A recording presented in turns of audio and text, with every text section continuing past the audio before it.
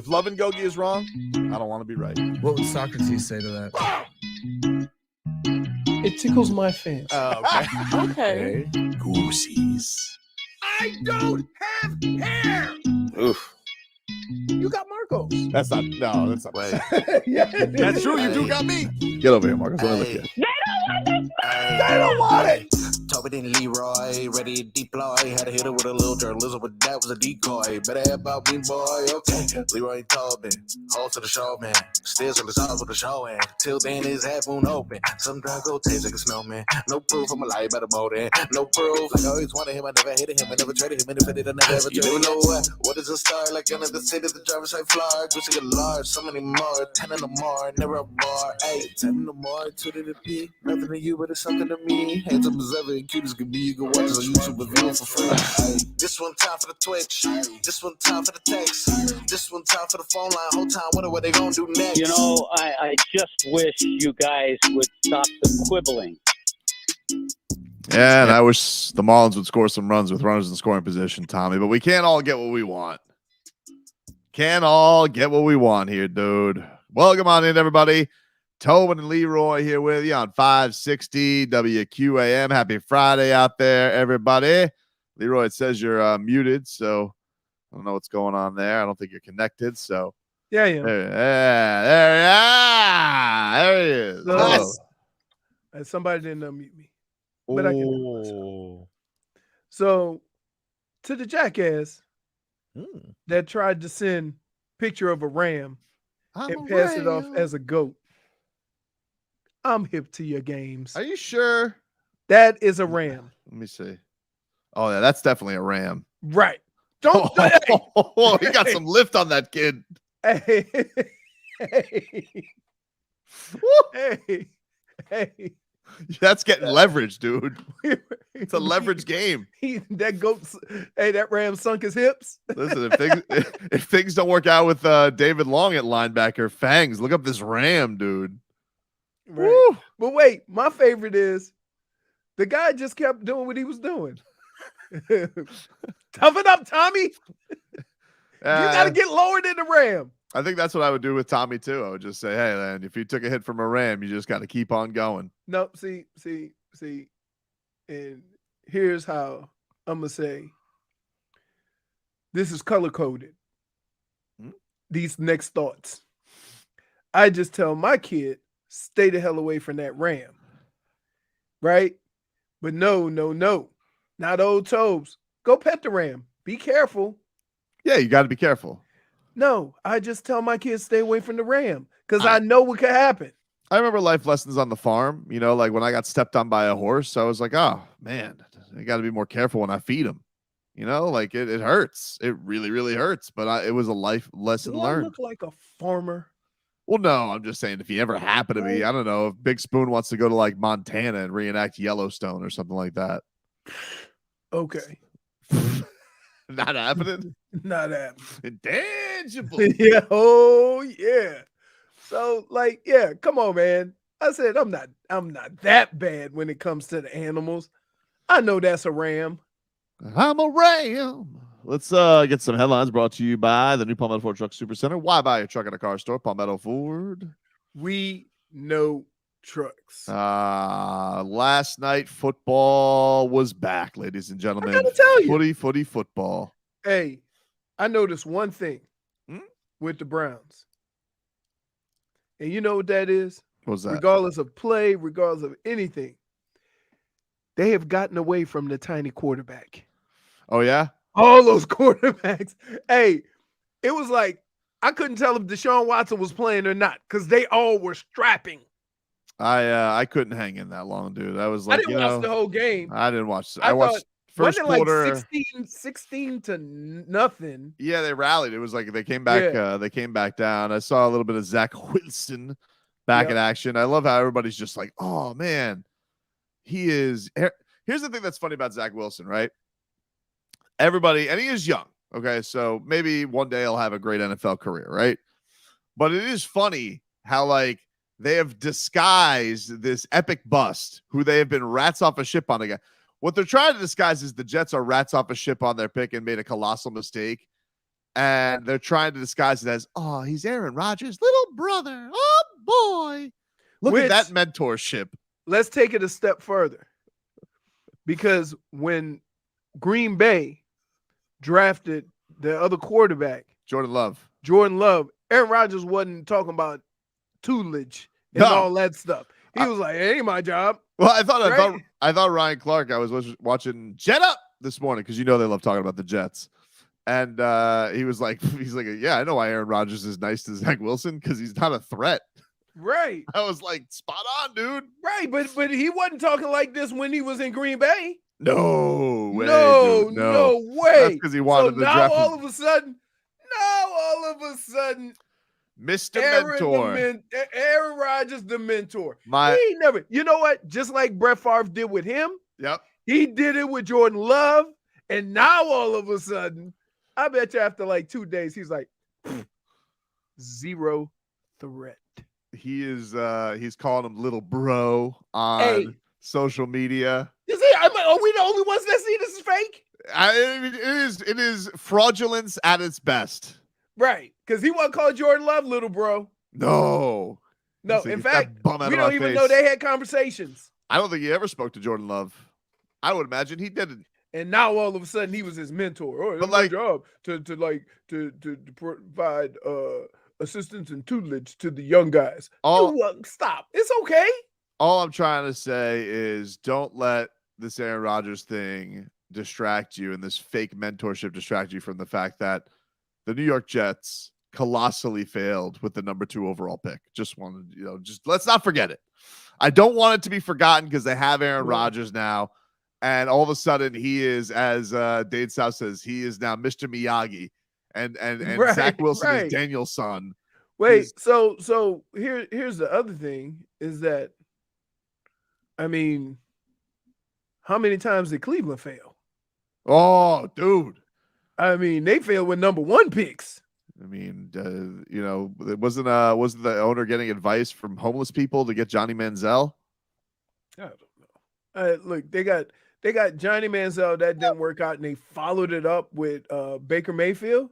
Oh, whew. It's tough. I mean, like I do believe there's some truth to looking the part, right? But at the same time, if you don't look the part, all the other boxes better be checked real well. I'll tell you the part that's going to piss you off about Zach Wilson is not now where he's a colossal bust. It's going to be the years he makes $12 million to hold a clipboard just because he was the number 2 overall pick. And you'll never know if he's good or not. But every year there'll be training camp stories of, oh, this could be the year they get something out of a number 2 overall pick. Or he'll go to I don't know, Carolina or Tampa one year. Basically what Baker Mayfield's doing now.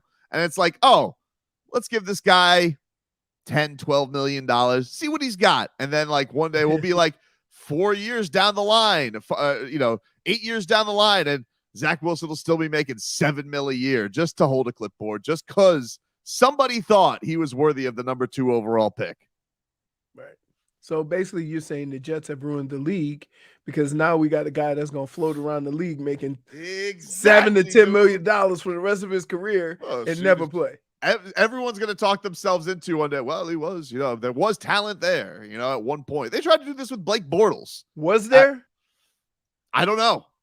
Just because you draft a guy high and you see something doesn't mean it was there. It just means that, that's one of the things that I always wonder about.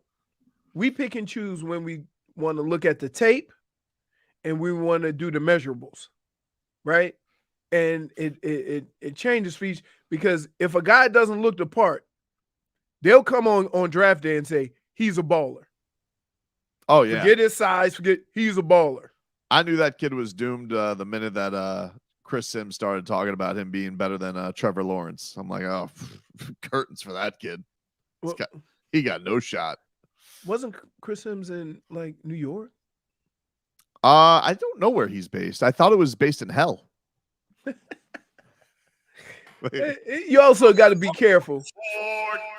You also got to be careful because it never fails. Those guys that are home base in New York, they always seem to be a part of Jet Up. Oh yeah, dude. Jet Up is it's Jets to the gills. Thankfully, Greenberg was off today. I couldn't even take it. Yes, I will say this though, for the 20th time.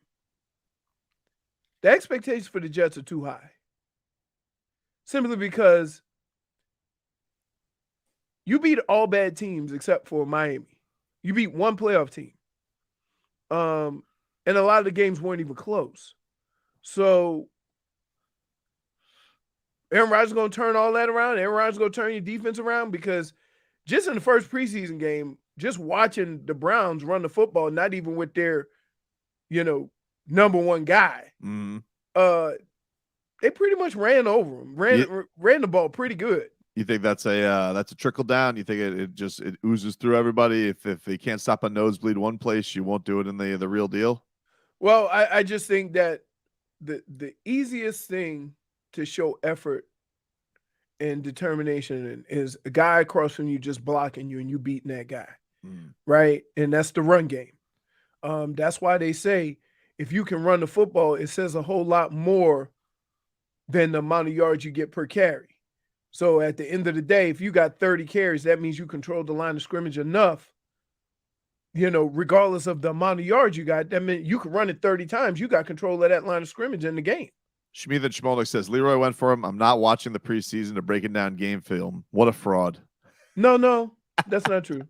I literally was going back and forth. And remember, I asked you, wasn't at one point in time the Jets were up like 16-0 or something? I was done first. Yeah, I wasn't even there. I left first quarter. First quarter, I threw on. There's a new season of UK Love Island that's in the bag now. Oh my goodness! And by the way, swerved on how they're picking. Dear football. Brendan Tobin, who's supposed to cover football to some extent, dumped you for what? European Love Island? No, UK Love Island. UK Love Island. Yeah, I don't watch, because here's what happened is they're not all from UK. No, you know what? There's a French guy there this year, and I was like, "What is this? He doesn't belong." He walks out. He's like, "Ooh la la, I love Rudy Gobert." I'm like, "All right, dude, enough of him." So you're already done with the French guy. Couple of things that stand out in this season. So here's what happened. I watched the game on. You don't want to break down football, but y'all want to break down UK Love Island. It's basically the same. I mean, Zach Wilson, it was basically coupled up with the Jets, and it's already a failure. It's not working out, and they've recoupled with Aaron Rodgers, so it's kind of the same. But I was exiting Peacock, and it's like, oh, Sunday Night Football. Next, new season of Love Island. And I was like, oh, American version. I'm like, American. I don't care about that. Luckily, on Hulu, I was like, oh yeah, I wonder if there is a new season. And sure as bleep, new season of Love Island UK with a swerve. Guess what, Marcos? This season, they start off, the public picks the couples. They don't pick themselves. All right. Curveball. Can't have another So isn't Love Island where they put money in a pot, and every time you do something naughty, they take money out of the pot? That's too hot to handle. Yeah. Too hot to handle. Which is also kind of gotten fraudulent. Like, because like the first time, they tricked us. We're on now. Too Hot to Handle is a very popular show. Nobody watches it. They're like, oh, we went to Sex Island. Like, dude, do you really think you got on a reality show called Sex Island? Come on. Wow. So dumb. Wait, is that a show too? Isn't there Love is Blind also? Yeah. Is that a show? How many shows are there in regards to like finding love? Can I tell you something? Love is not blind. No. You are attracted to what you see. Listen, it could go from that, but you ain't never walked up to somebody and go, not the cutest, but I bet you he or she has a great personality. I'm going to stick with this. Josh says Tobin knows all the love shows. My favorite has been Love After Lockup. That's by far my new favorite show. Can I just tell you? That show is great. Here, let me break down Love After Lockup, because that's on my station that I watch all my other shows. And so you watch that too, then? No, I don't watch it. But on Friday, when I'm used to watching my shows after 8 o'clock, it's on Fridays. So I'll be, oh man, it's Friday. But here's the previews. But I love him. He's a criminal. But I love him. You've never even met. But I love him. He's a criminal. Then he gets out of jail. I can't believe you cheated on me. Sorry, it's my favorite are also like the ladies who are dating like 6 different prisoners. Wow. Yeah. And 2 of them get out too soon. Oh, those are the best. Then one gets out early release, and the other one's done. Yep. And then they both like, yeah. So they just gonna be back in jail because they're gonna fight. I saw one season where like one guy got out, and then the other guy was getting out 2 weeks later. She goes, "Oh, by the way, 2 weeks later, guy might be the father of my other kid." He goes, "What? Wait, how did they do that in jail?" I don't know. I think like she just thought it was another guy, and then she said as she came out, "Hey, you know what? It actually might have been that time." Turns out it wasn't though. Oh, the damage is done. You want to talk about damage is done? Covering her bases. You can't right. You can't. So wait, you admit to cheating in the worst way, and then go, "My bus, it's yours." She was my I think was my favorite case because she was actually really well off. I guess she was like an OnlyFans model and balling, dude. Like she had the nicest, she was basically the sugar mama for these prisoners.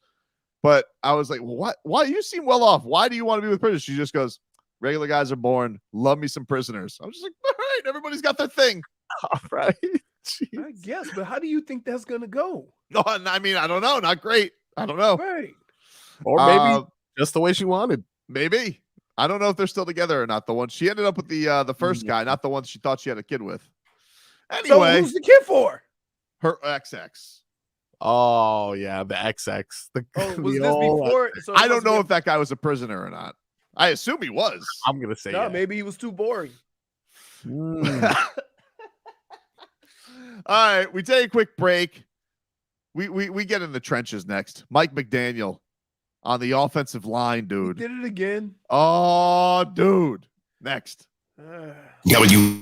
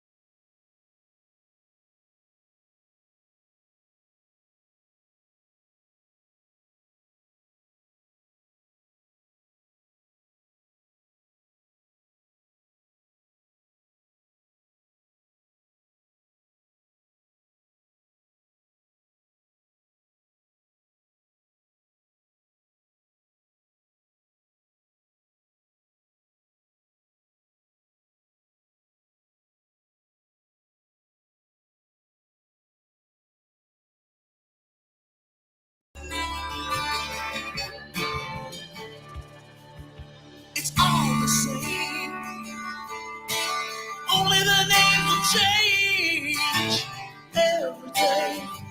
It seems we're wasting away. Another place. Welcome back, everybody. Tobin and Leroy here with you on 560 WQAM. Taking you up until 2 o'clock. Dolphins back on the practice field shortly. They'll be on in like 20 minutes or so. Getting after it, Leroy, in this hot sun. I was watching the Cater Kohu mic'd up yesterday, and they had a counter for the number of times he mentioned how hot it was, and I think it had gotten up to like the teens. I don't blame him. It's really hot out. And then he was even making fun of Mike McDaniel. He goes, "What do we do? I wish it were hotter." Still a great shirt, though. Yeah. Still a great shirt. A jacket sometimes too, just to like really feel. Yeah, he's got to feel the perspiration. You know, I appreciate that from Mike McDaniel. You got to know wearing a pullover and wearing pads, samesies. You know, Bill used to do that. Really, he used to wear. He used to wear hoodie. He used to wear a sweat jacket so he could get a sense of how hot it was, so he would know when to back down or whatever. I guess it was never hot enough. Yeah, I guess not. It was funny enough. The Mike McDaniel was talking about this yesterday with his O-line coach. They got a new O-line coach, Butch Barry, which, I mean, that's an offensive line's coach's name right there. Butch Barry. I mean, yeah, that dude nailed it. And Butch wasn't Barry, him. I mean, he is apparently he apparently sweats a lot. Mike McDaniel wanted to let everybody know. Here's Mike McDaniel on his new O-line coach. He knows how to protect himself from the sun, first and foremost. You can find him by a hat. He sweats a lot. And, I had a previous relationship with him, working relationship. And, when you do have that, there's certain expectations that you have when you're joined back together. And he's met those expectations because of his diligent command of that crew. Oh, diligent. That's good. I like that. Better be diligent with the with Eichenberg and Austin Jackson out there. Although that's the word is everybody's raving about those two right now. You know, they're coming along. They know year 2 of the offense, Leroy. So hopefully, these two young guns can get it together. You mean develop? Yeah, hopefully. I don't know. That's not an easy transition, right? From college to pro, just NFL? being an absolute mauler in college, and then getting to the NFL and realizing that the guy you across from don't weigh 270, he weighed 300. So it is hard.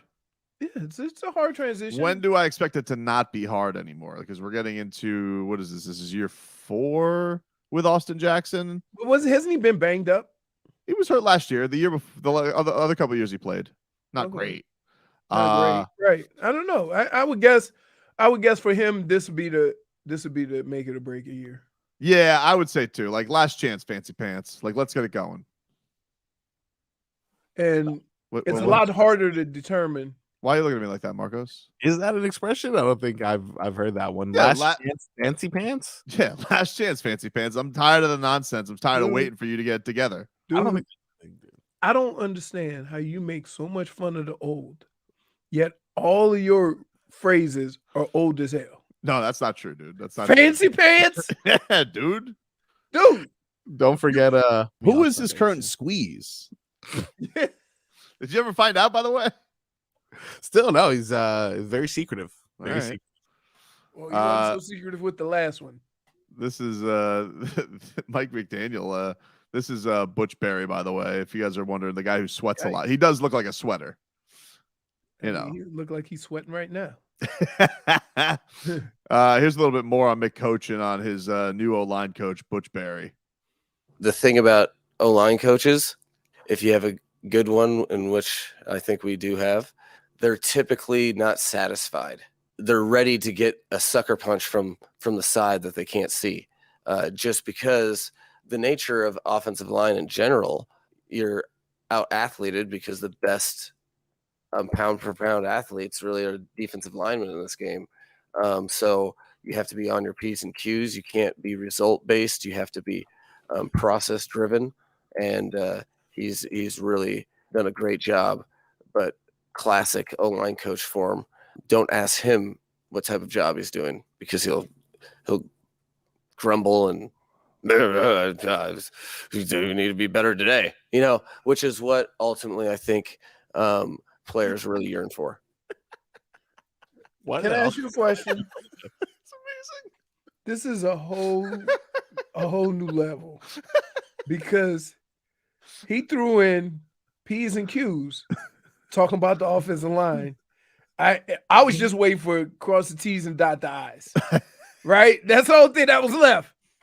I mean, it feels like he's probably been hanging out with Fangs too much, because the old love P's and Q's. Oh boy, I sense one coming. Just saying. I do think that is how offensive line coaches should go about the day. I mean, usually offensive line coaches, I only met one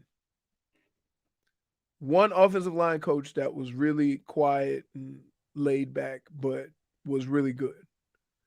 Kurt Ferenz, who is the head coach at Iowa. He's been a head coach at Iowa forever. He was my O-line coach with Belichick.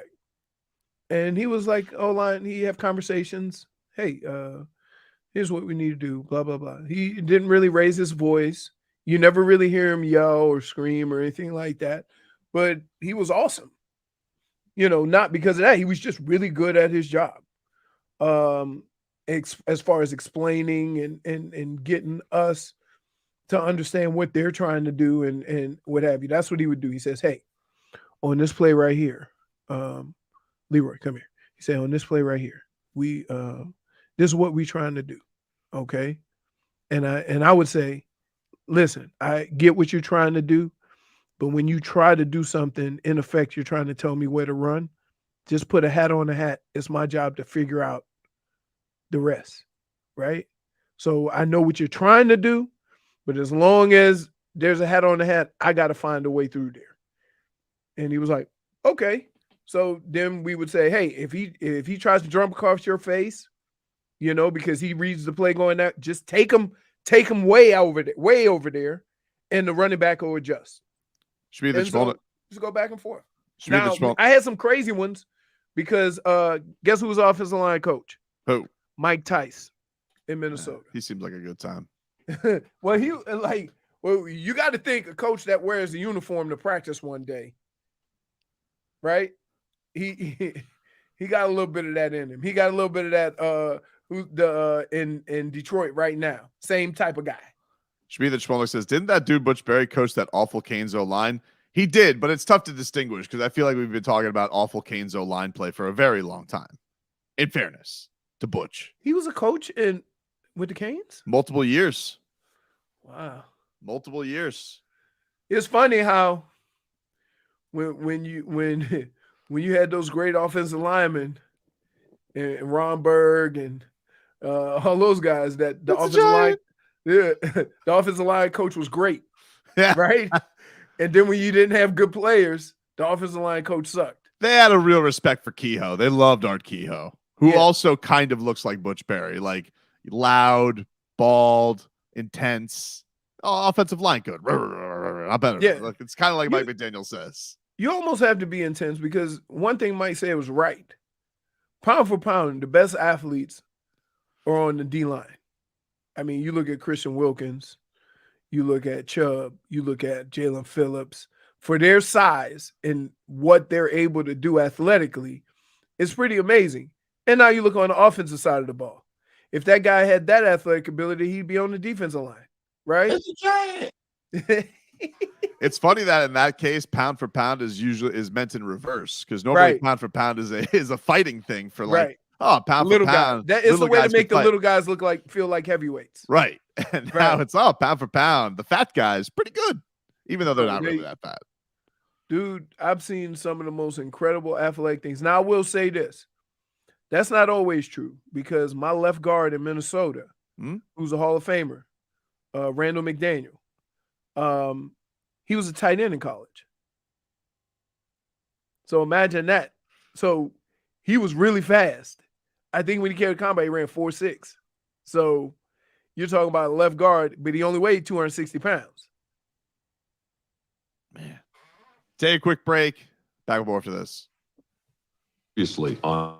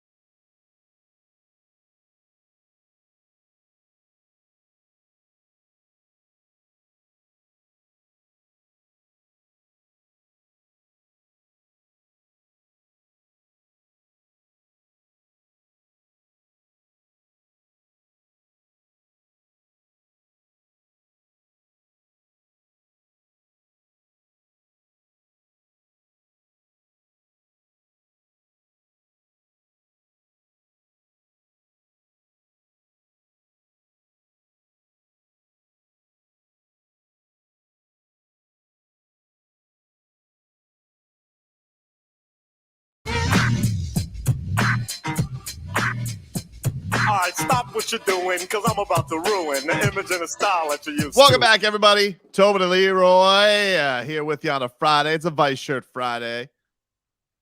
Hope everybody's doing well out there. We're streaming live on YouTube and Twitch. Miami 560 WQAM is your channel. I see Marcos win sexy time with the little chest hair. Yeah, he's feeling.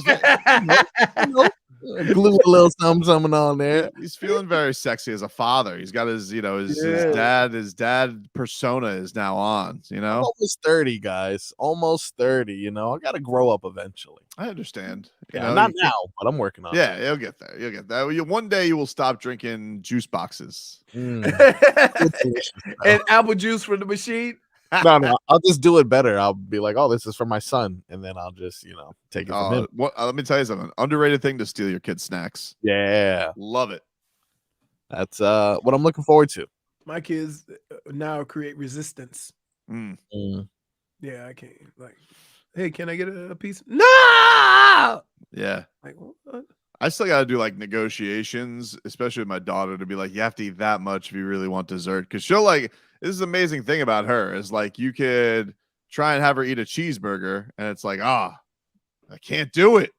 But if I offered her a pint of Haagen-Dazs, that thing would be done in a second. It's amazing how the stomach, it's a marvel.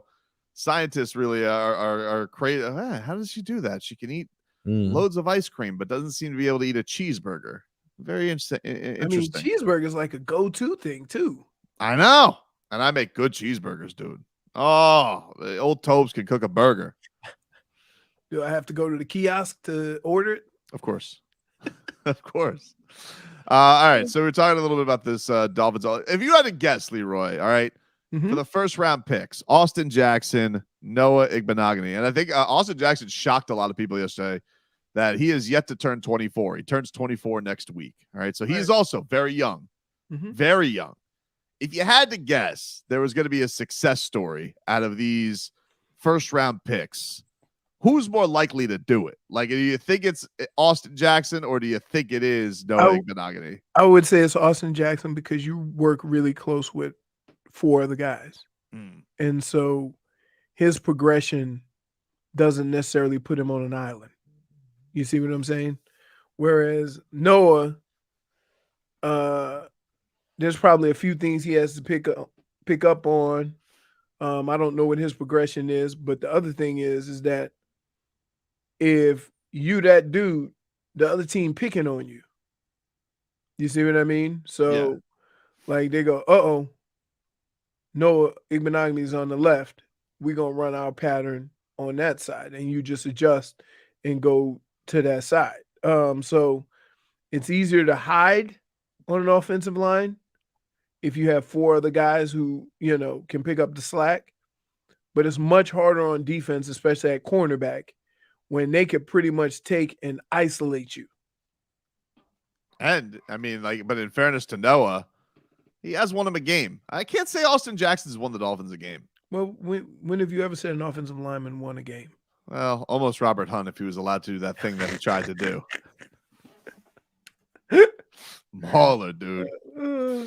Let's hear a little bit from Mike McDaniel on his boy Liam Eichenberg. Eichenberg is apparently also coming along. Year 2 in this offensive line. He wants his offensive lineman aggressive, running out there, mauling people, not blocking safely. And this is what Mick Coach had to say about Eichenberg. He's really, really taken a step forward that way. Year 2, since you do know what words mean, what play calls mean, what how we communicate, how we target, aiming points, timing. Since he does know that, he's been able to do some things we were unable to do in year 1 that I was adamant that we didn't do in year 1, which is move him around a little bit too. And he's I really love where he is at in the progression, but again, it is a progression that's long. Words mean words. I mean, it is a progression, though. He's right. He is right. But that is a big thing, though. Like when you're multiple years in an offense, that has to make things more comfortable just for everybody. Yes. I think people just think like linemen go out there, linemen maul. Yeah, no, dude. And like they think it's here's only the thing. they think it's only a quarterback thing. Like, oh, quarterback year 2 in the offense, or maybe a wide receiver. You don't think about everybody. you don't think about it with linemen. It's everybody. But here's the funny thing about all this is that when guys come to the league, when I came into the league, right? I figured I was running one of the dumbed down offenses in college football because everything got wordier, the adjustments, everything got fancy. And what would happen is if you ever got in a game and the coach didn't have any faith in your ability to adjust, they would just call a play and go with it. And that would happen to offensive linemen. It happens on defense a lot. When you have a lot of checks, when guys go in motion and you're screwing it up and leaving guys wide open, the coach would just call a basic defense. And so as a fan, you're watching that going, well, why are they doing this? Why don't they check the play? It's because the players, it's hard. It's hard coming into an offense with a whole lot of moving parts and calls and stuff like that. And you don't really just pick it up. There's certain positions that can go with it, but it's hard. Also feels like as an offensive lineman, like you really aren't. I mean, I don't know if that's true. Like it doesn't feel like you could take a snap off. Where like defensive linemen, they can almost like Terrence Crawford. Oh, feel out round. That wasn't so bad. And then bang, they could just absolutely kill you because they're a monster. They can take, they definitely can take breaks. The O-line really can't because it's always a moving thing as far as calls, as far as checks, as far as quarterback changing the play, going run the pass. You got to pay attention to the quarterback. You got to focus on what's in front of you. You got to watch the games and all that. It gets for a young guy, sometimes it can get exhausting. Sometimes offenses help though.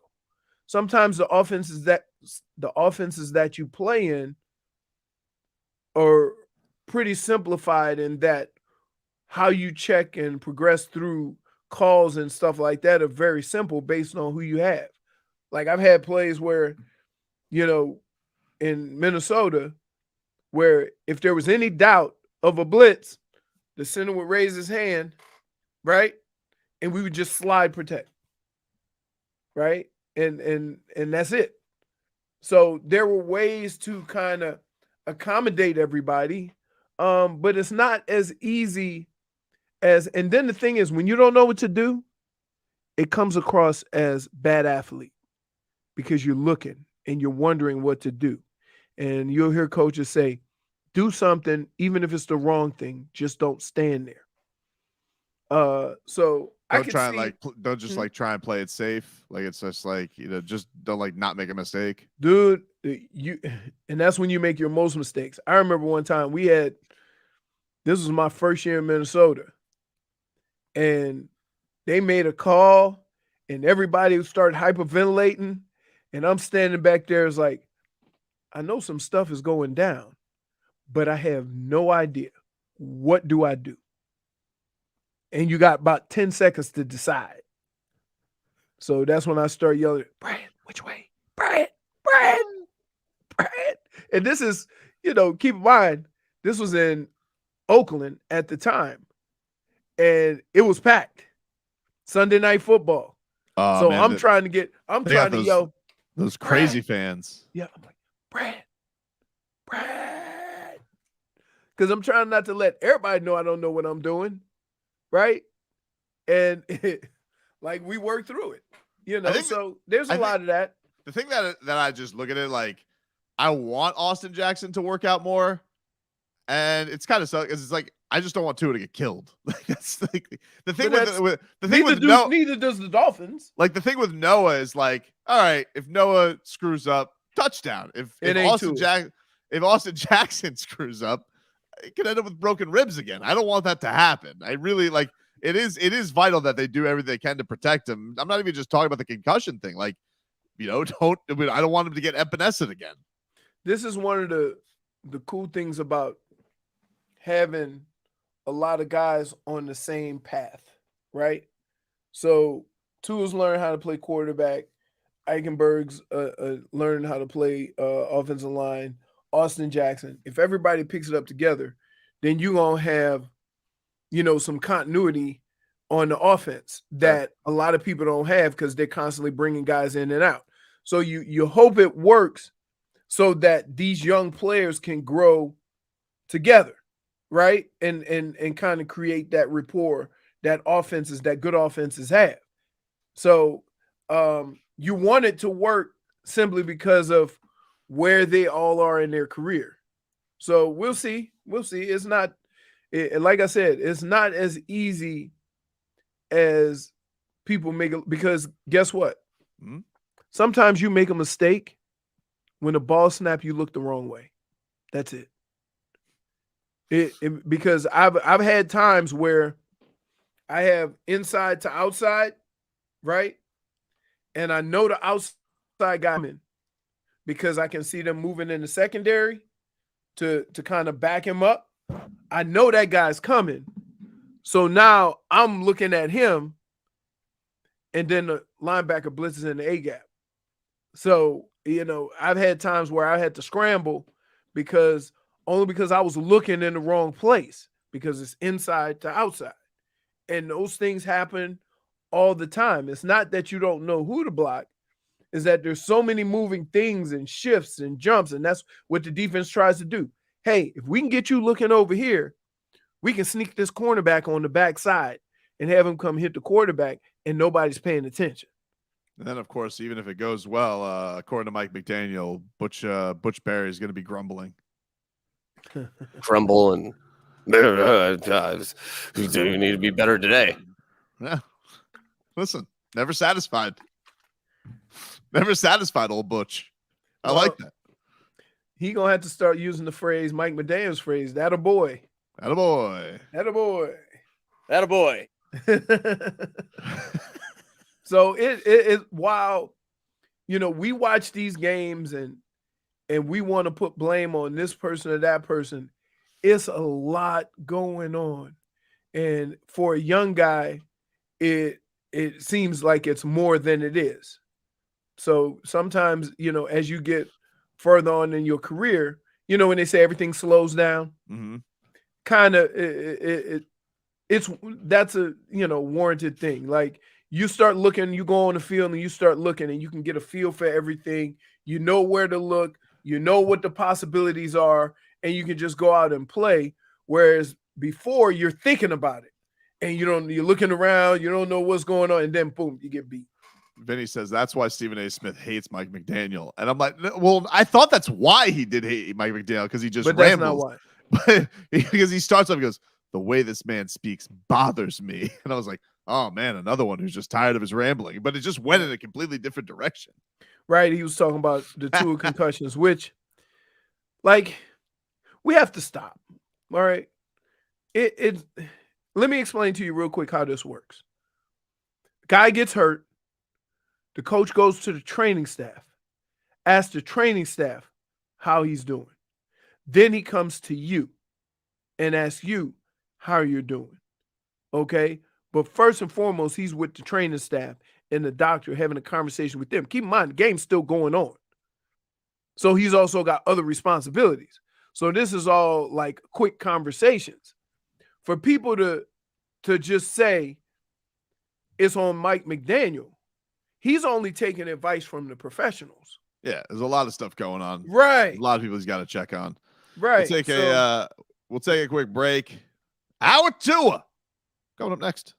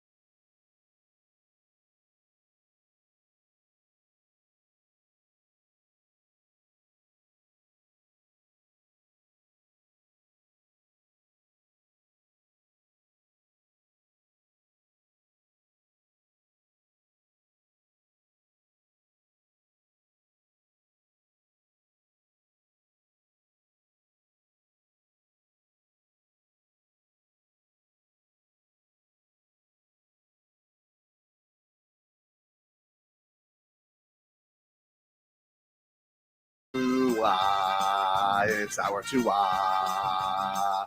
It's our Tua. Tua, Tua, Tua. Tonga Vailoa. Not Tua Tagovailoa. A for effort. Dolphins quarterback. Tua. It's our Tua. It's our Tua. Tua. Tua, Tua, Tua. Tua, Tua, Tua. Can go to hell. Tua Tagovailoa. Dolphins quarterback. Daddy loves you guys. Our Tua with Tobin and Leroy. Check the history of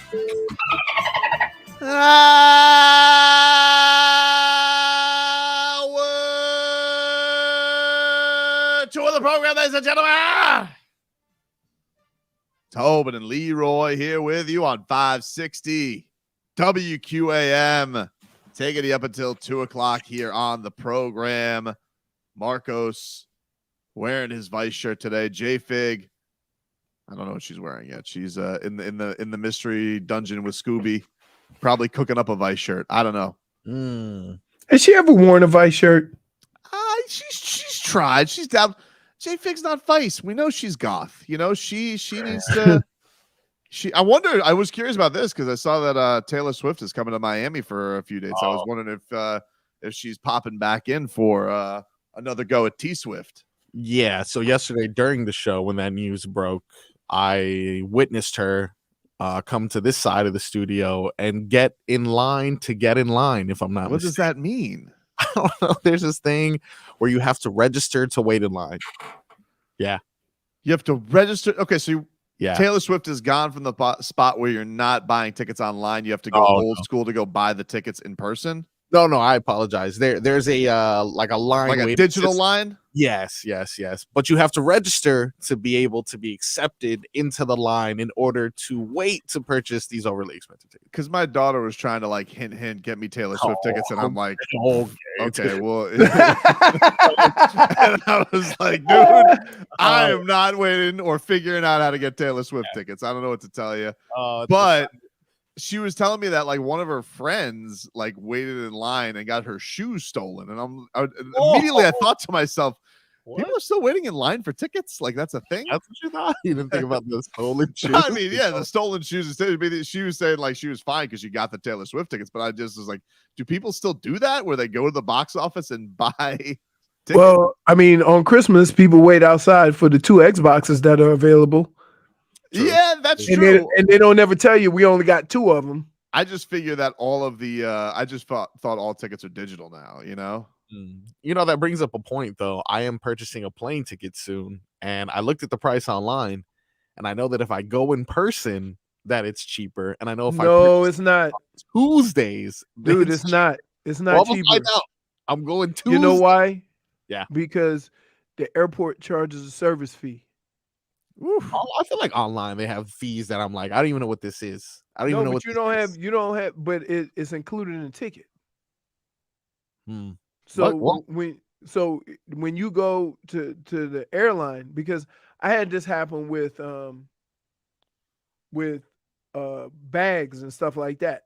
If you pay for the bags when you get your ticket, right, it's like $30 cheaper than if you do it when you get there. SDI says I did it. You register to be able to get the tickets. Then if you get picked, you get the link Tuesday to get in line. All right. Well, yeah, Swifty, huh? It's a lot of work. Yeah, dude, this Swifty, she covers all ages, all bases. Big time. You know who else? There's a lot of, you know what I start realizing? There's a lot of big names starting to do residencies in Vegas. Oh my God. Yeah, that's good. It's crazy. So you got Usher. Let's not forget the DJs that come every weekend. We don't talk about them. Got Aoki, Calvin Harris. And then wait, I think I want to say wait, who's going to Vegas now is Lady Gaga.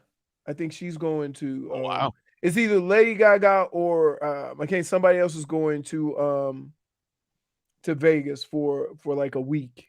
So yeah, that used to be a sign that your career was like yeah. No, At the end, now because ever since Brittany did it, well, first it was Celine Dion spent like 2 months there. Yeah, 2 months. I thought it was like 2 years. Was it 2 years? It was a Yeah. while. When was the last time she was hot? Not like physically. I mean, like Celine Dion. I mean, My Heart Will Go On. Titanic, I guess. Titanic. That's how far we're going. Yeah, back. but the old love Celine Dion. Really? Definitely. Oh, no, the old love. The old love Celine Dion. That's for sure. But yeah, now it's a thing. It's not necessarily for like aging. Of Right. course, Usher's doing it now.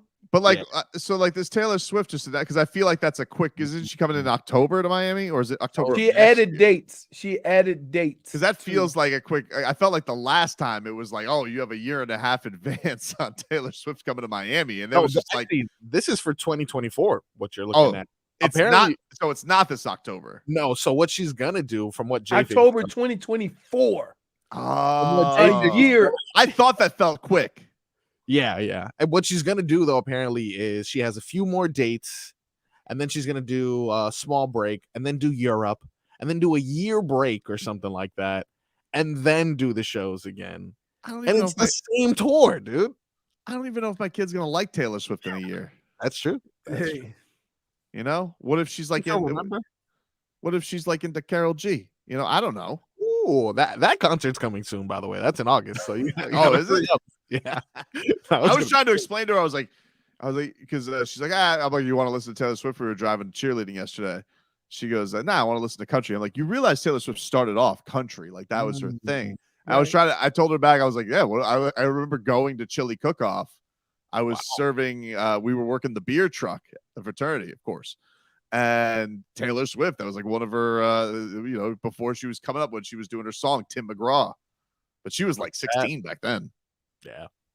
God, Chili Cook-Off is debaucherous. Love it. I mean, God. So good. It's crazy. Sometimes I would drive by there and like the sun's not up there in the parking lot getting wasted. Oh, it was nuts. Yeah. Nuts. Let's get into some headlines brought to you by the new Palmetto Ford Truck Super Center. Why buy your truck at a car store? Palmetto Ford. We know trucks. All right. Here's what we got. Browns, they beat the Jets yesterday, 21-16 in the Hall of Fame game. Zach Thomas did a little wavy wave to the crowd. I gotta say, if I'm honest, I want to admit some shame here. I didn't know. I feel bad because I made fun of DeMarcus Ware's national anthem. Yes. I didn't realize the reason he was doing it last night. I thought like no, Stan. What you said, dude. I didn't know. Do we know the reason? I didn't know that he was honoring Demaryius Thomas. I didn't know that was the reason. I thought like DeMarcus Ware actually like had a hobby of singing.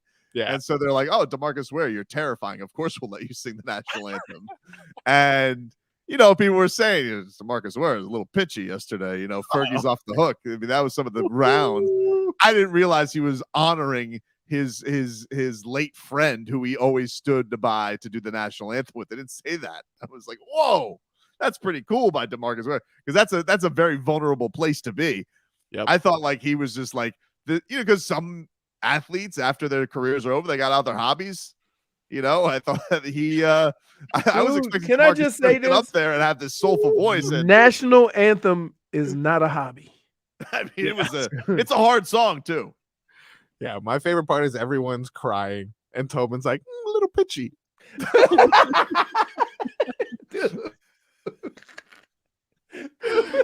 I didn't know, dude. So I'm on the chat with other guys, right? Other players. And I look at my phone and it goes gong. I'm like, what?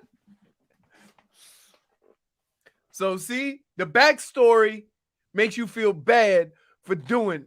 You do it all the time. Do your research. You put your foot in it all the time. Research, dude. I was just assuming that DeMarcus Ware just loved his name. All of a sudden, he was with Barry Gordy, and he's gonna make an album next year. He's like, I sing now. I texted the guys yesterday in JFig. I said, are we supposed to say DeMarcus Ware did a good job with the anthem because he's a terrifying sack monster? Here he is doing a beautiful thing, honoring his deceased friend. Gone way too soon, terrible story with Demaryius Thomas not being with us anymore. And it's a beautiful thing that he stood by him at the anthem for every game.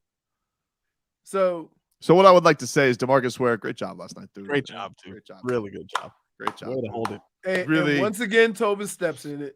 Just completely got that. After I heard the story, I was like, oh, that touched the heart. I didn't know that.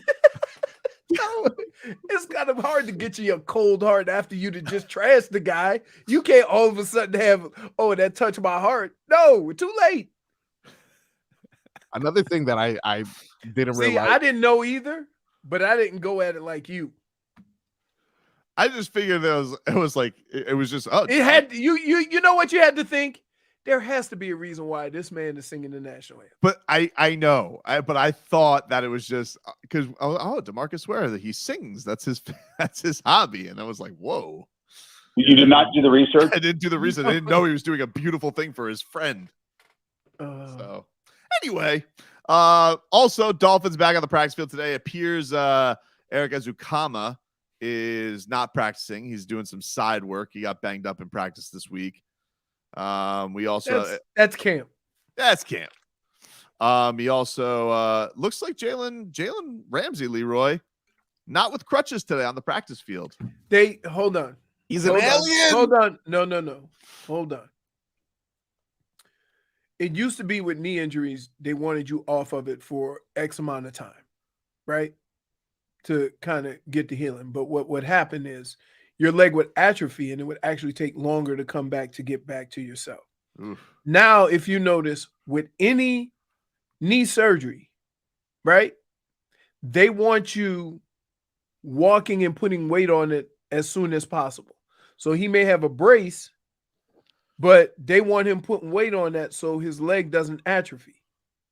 So that doesn't mean he heals fast. That doesn't mean anything. That's just the standard operations of these injuries now, is try to put as much weight as possible without hurting it, so that when you finally get to where you can start doing exercises, your leg hasn't atrophied so much that now we got to rebuild the muscle before you can even get there. Still, though, I mean, that's not even a week. Dude, I've seen guys with that had all their ligaments repaired, and they're walking within 10 days. Man, but like I just got excited because like Mike McDaniel was saying he's gonna beat his timeline by a month. Stop with that. Stop with that. Like, stop with that. Yeah. First of all, nobody knew what the timeline was going to be before surgery. You had an idea, okay? But until they go in there with the scope and figure out exactly what's wrong and do the proper repairs, then they can come out with a better timeline. So the fact that before he even had surgery, somebody was saying he's going to be back a month early means they had no idea what they're talking about, because you don't know until the doctors go in there and see what's in there. See you week 6, Jalen. A couple of NFL notes. The Bears are finalizing a deal with tight end Mercedes Lewis. Wow, his he's like 18th season. He's 40, huh? Gotta be. Mercedes Lewis is 39. Gonna be, he will be 39 for this season. So, jeez, man, Mercedes Lewis, former Jags first-round pick, big boy, loves MMA. One of the OG UFC fans. They always because now it's very cool to be a UFC fan, tweeting during. They'll put your thing on the broadcast. But back in the day, like when Mercedes Lewis tweeted about the UFC, like, oh, big deal. Mercedes Lewis is watching tonight. That guy has loved mixed martial arts for a long time. Wow. And Jeff, I didn't know it was Mercedes until you said that. Like, you thought it was Mercedes whole time. He in his entire 18-year career never once knew that. And also, Jeff Okuda, some nasty news. He got carted off with a leg injury at Falcons practice, so he is hurt. We'll see what happens with him. Hope for the best for Jeff Okuda. Take a quick break. Back with more for this.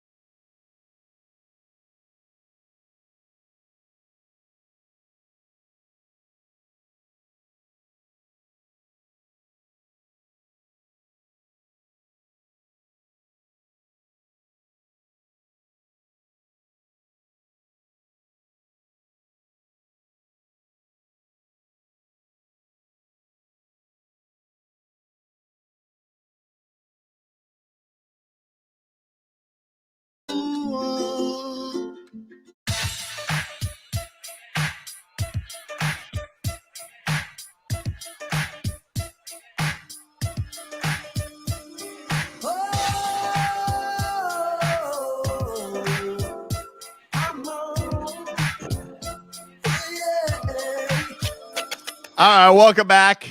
It's Tobin and Leroy here with you on a Friday, a Vice Shirt Friday. If you miss any of the show, get the Tobin and Leroy podcast available for you on the Odyssey app. That is where you guys can listen to us on demand. You can pause, you can rewind, you could scroll through, you could go segment by segment. You could also just get the podcast in podcast form. And on all your podcast platforms, follow the Tobin and Leroy show today and watch us on video. Subscribe on Twitch and YouTube, Miami 560 WQAM. You guys can watch us. You can watch Hawk and Crowder. Sports Day coming up this weekend. You can see Dan Day and Vlad do their thing on the weekend, and the Hockman and Crowder show, and of course Krantz's Corner as well. So check it all out there, everybody. Appreciate you. Appreciate all your support out there. Miami Dolphins back on the practice field right now. They will have their scrimmage tomorrow. So there you go. You got that going on. Zach Thomas is going in the Hall of Fame this weekend. Dwayne Wade's going in the Hall of Fame next weekend. We got a bunch of Hall of Fame. We got a back-to-back Hall of Fame weekends, Leroy. Yep. Pretty cool. Looking forward to very to all kinds of speeches and goosies. The goosies shall be flowing. Oh yeah, dude. Oh yeah. Early too. He's the first one to speak, right? Zach Thomas is the first one to speak. I'll be all in. I don't know when Dwayne speaks. I think Dwayne might be the last one to speak because I feel like he's been introduced last in all of this stuff. Yeah, well, he is the best. So he is the best. He is the best. He's going in with Popovich, and then you got that Dirk Nowitzki's going into. It is funny. Dirk and Dwayne, they can't shake each other. They can't shake each other, dude. Not allowed. Popovich. You think he's gonna say, "Hey, look at this street name"? Maybe. He goes, that's what a sign actually looks like. Dwayne's like, oh, here's my proclamation. They just never put the sign up. Wow. I didn't realize that you can be like inducted into the Hall of Fame and still be active in the NBA in regards to Popovich. Oh, with Popovich? They asked Popovich, like apparently coaches can get inducted. Yeah, it's like they'll keep coming to you and saying, hey, is this the year you want to go in? Is this the year you want to go in? And, he's probably like, well, listen, last year's it might be the right time because that was a year last year. You know what else is got Wemby. Trying to think. I think was it Lanny Wilkins is the only one to go as a player and a coach. That's pretty badass. Has there ever been an active, like anyone inducted into the Hall of Fame and still working kind of thing? No. Did happen in the UFC. Uriah Faber, he entered the Hall of Fame, and then he came back and fought. Wow. Did he win? No. That's probably why he got inducted to the Hall of Fame, because he was done. No. But in fairness, he took on a very tough opponent. Uriah Faber, California kid, didn't come back and just fight the, fight bums. Yeah. Well, that's good, but should have went out on top, too. Wow. What do I know? Whoever goes out on top, especially in the fight. Nobody. Game. It was actually nobody. Fun. You always get bludgeoned and then you say it's over. It was funny yesterday on Instagram. My guy Oski sent me a video, and it was a video of Bernard Hopkins. It was kind of like a damage is done video, and because it was like Bernard Hopkins, I'll never lose to a white boy. And then famously, Bernard Hopkins, of course, lost. He got knocked out of the ring by Joe Smith. Now, in fairness, he was 50. So, I felt like I told him, like, a little leniency. He was 50 years old in that situation. Jeez. Yeah. Bernard, you remember Bernard Hopkins falling out of the ring his last fight? I mean, he looked 50. Yeah. And why there was nothing there to catch him was kind of crazy. I mean, it's funny because when fighters get knocked out of the ring, it seems like everybody moves out of the way. Nobody tries to, like, actually catch the dude. Dade South. Yeah, Lawler went in with the fight though, Dade South. I don't think he's going in, but I think like he went in for his fight. Right. So pretty wild. But it was a damage is done for Bernard Hopkins. But I give him leeway. He was 50. It's a long time to fight. To box? Yeah. And this was just last year too. So what? As far as Bernard Hopkins getting knocked out in the ring. That wasn't last year. That was like 5 years ago. Oh, okay. So I was completely wrong, man. Either way, it was like, whatever, dude. He had a good, solid career before you get knocked out. A solid career. He was a Hall of Famer. Like that guy's, I mean, he was an undisputed champion. He came out of jail to win the championship. Who? Bernard Hopkins. I don't remember him going to jail. Oh, it's a famous story. Bernard Hopkins spent years in jail, and one of the prison guards was like, "I'll see you back soon." And then he came back. He became undisputed champion. But he was an antagonist, dude. Like that guy would take with him, Felix Trinidad. Remember him taking the flag and stepping on it? They were gonna kill him in Puerto Rico for that. Dude knew how to promote a fight. I guess. My God, he served 56 months. Jeez. All right, hey man, you know what? Solid career. Spieth and Schmolik says Tobin is Bernard I. Hopkins. Come on, man.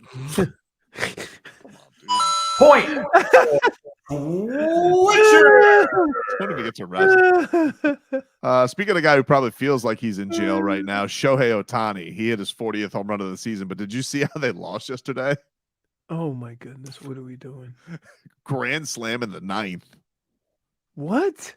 Grand slam from the Mariners against the Angels in the 9th yesterday. So Shohei Ohtani hit his 40th, became the first guy to 40 home runs this year, but brutal loss for the Angels, who are trying to stay in this whole wild card hunt, get Ohtani to the playoffs. They decided not to trade him.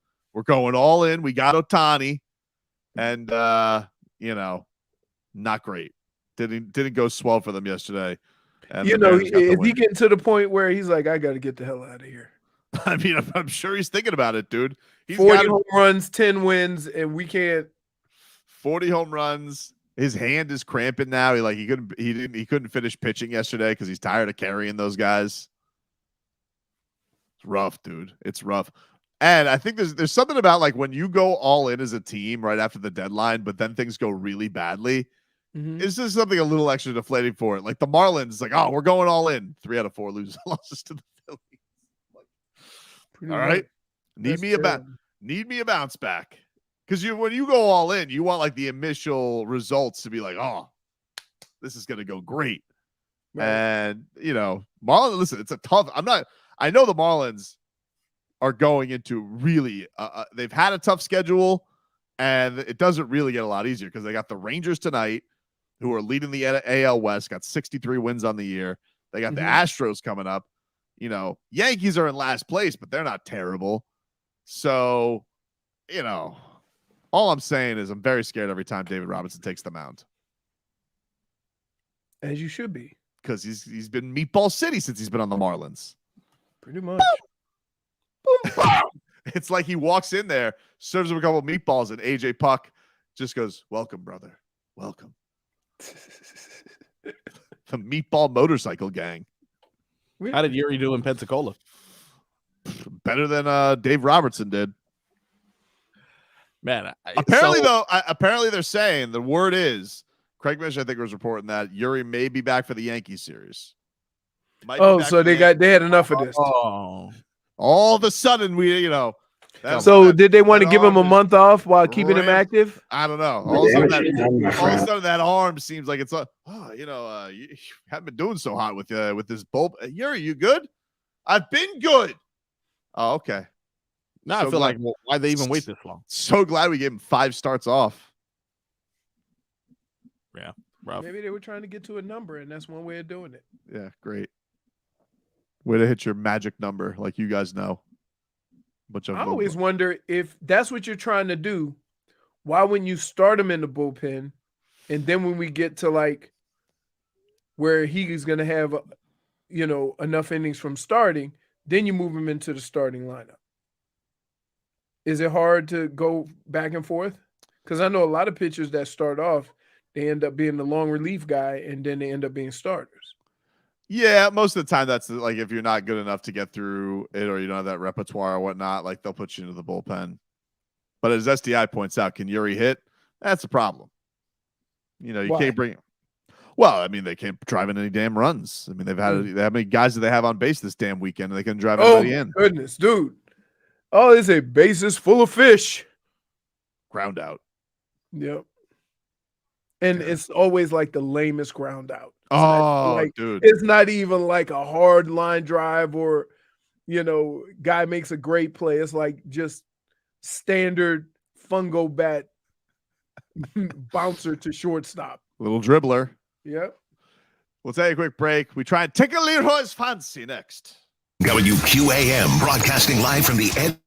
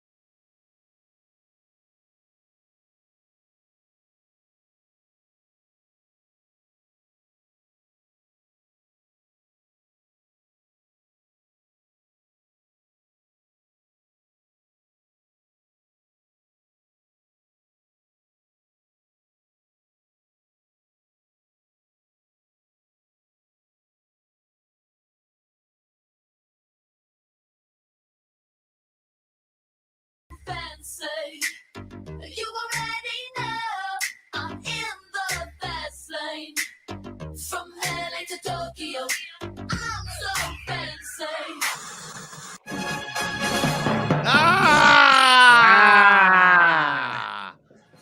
It is time, ladies and gentlemen, to find out if we can tickle Leroy's fancy. Go over the weekend slate of sports, see what we got, and what will Leroy be into this weekend. Are you ready, Leroy? I am. It's going to be pretty hard pressed, though. Well, let's because get after last weekend, yeah, dude, you know what I mean. Well, yep. Like, we'll see if we can do it. All right. Coming up first tonight, 8:05. The Miami Marlins start a 3-game set against the Texas Rangers. Jesus Luzardo on the hill today for the Fish. Leroy, does the Marlins series with the Rangers tickle your fancy? Yep, they're one of the elite clubs in the league, and I'll be interested to see. These are like the games that determine whether you're competitive or whether you just had a good run, right? Yep. The difference between being a good team or just being a team that got hot, right? So we'll see, because as you start playing these teams that are also trying to do the same thing you're doing, you'll figure out whether your team is any good or not. Leroy, coming up tomorrow at noon, the Pro Football Hall of Fame induction ceremony. Does that tickle your fancy? Yes, because Zach Thomas is first. You don't gotta wait. Yeah. Now I gotta watch your Zach Thomas was 5th.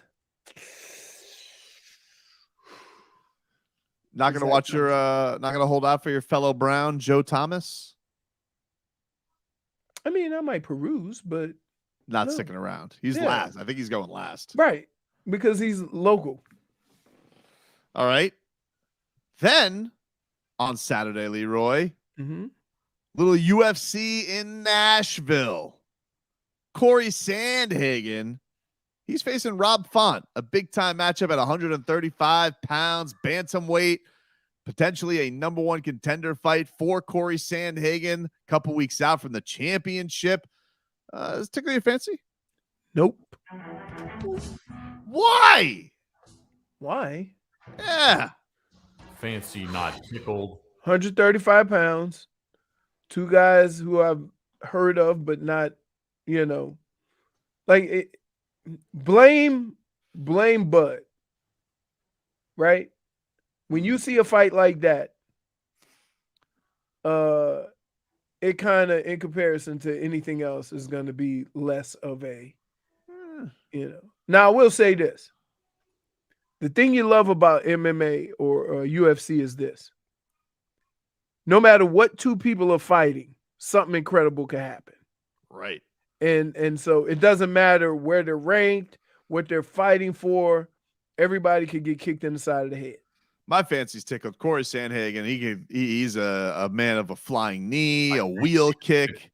I'm into this fight tomorrow night. Rob Font, that guy throws bombs. The flying punch. Superman punch. Like, I'm trying to figure out all the things your body have to do for you to be able to do a Superman punch, and the other guy just sitting there. I think it's kind of like a throw off. Like, it almost looks like you're going in and you're not going to punch, but then it kind of comes out of nowhere. It's a very awkward shot, but I don't see people don't throw it a ton in that sport anymore. I think it's got a little too sophisticated to your point. People don't fall for that stuff anymore. Correct. There's stuff. There are stuff in MMA. Kind of rare to see. You don't see them that much anymore. Superman punch is one of them. Unless you're like watching the early prelims or something like that.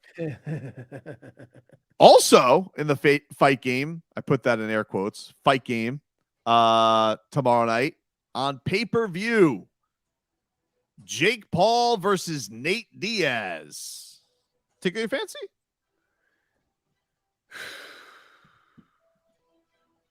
Perhaps. Wow. Just because, like, all the fights that Jake Paul has had, he ain't fought a monster like this. That means no matter how hard you hit him, how much you hit him, he's still fighting back. That in itself is exhausting. Right. A Nate Diaz fight is exhausting for anybody because you could bludgeon him. He could be bloodied up. And he's like, come on. Come on. And that sucks the life out of you.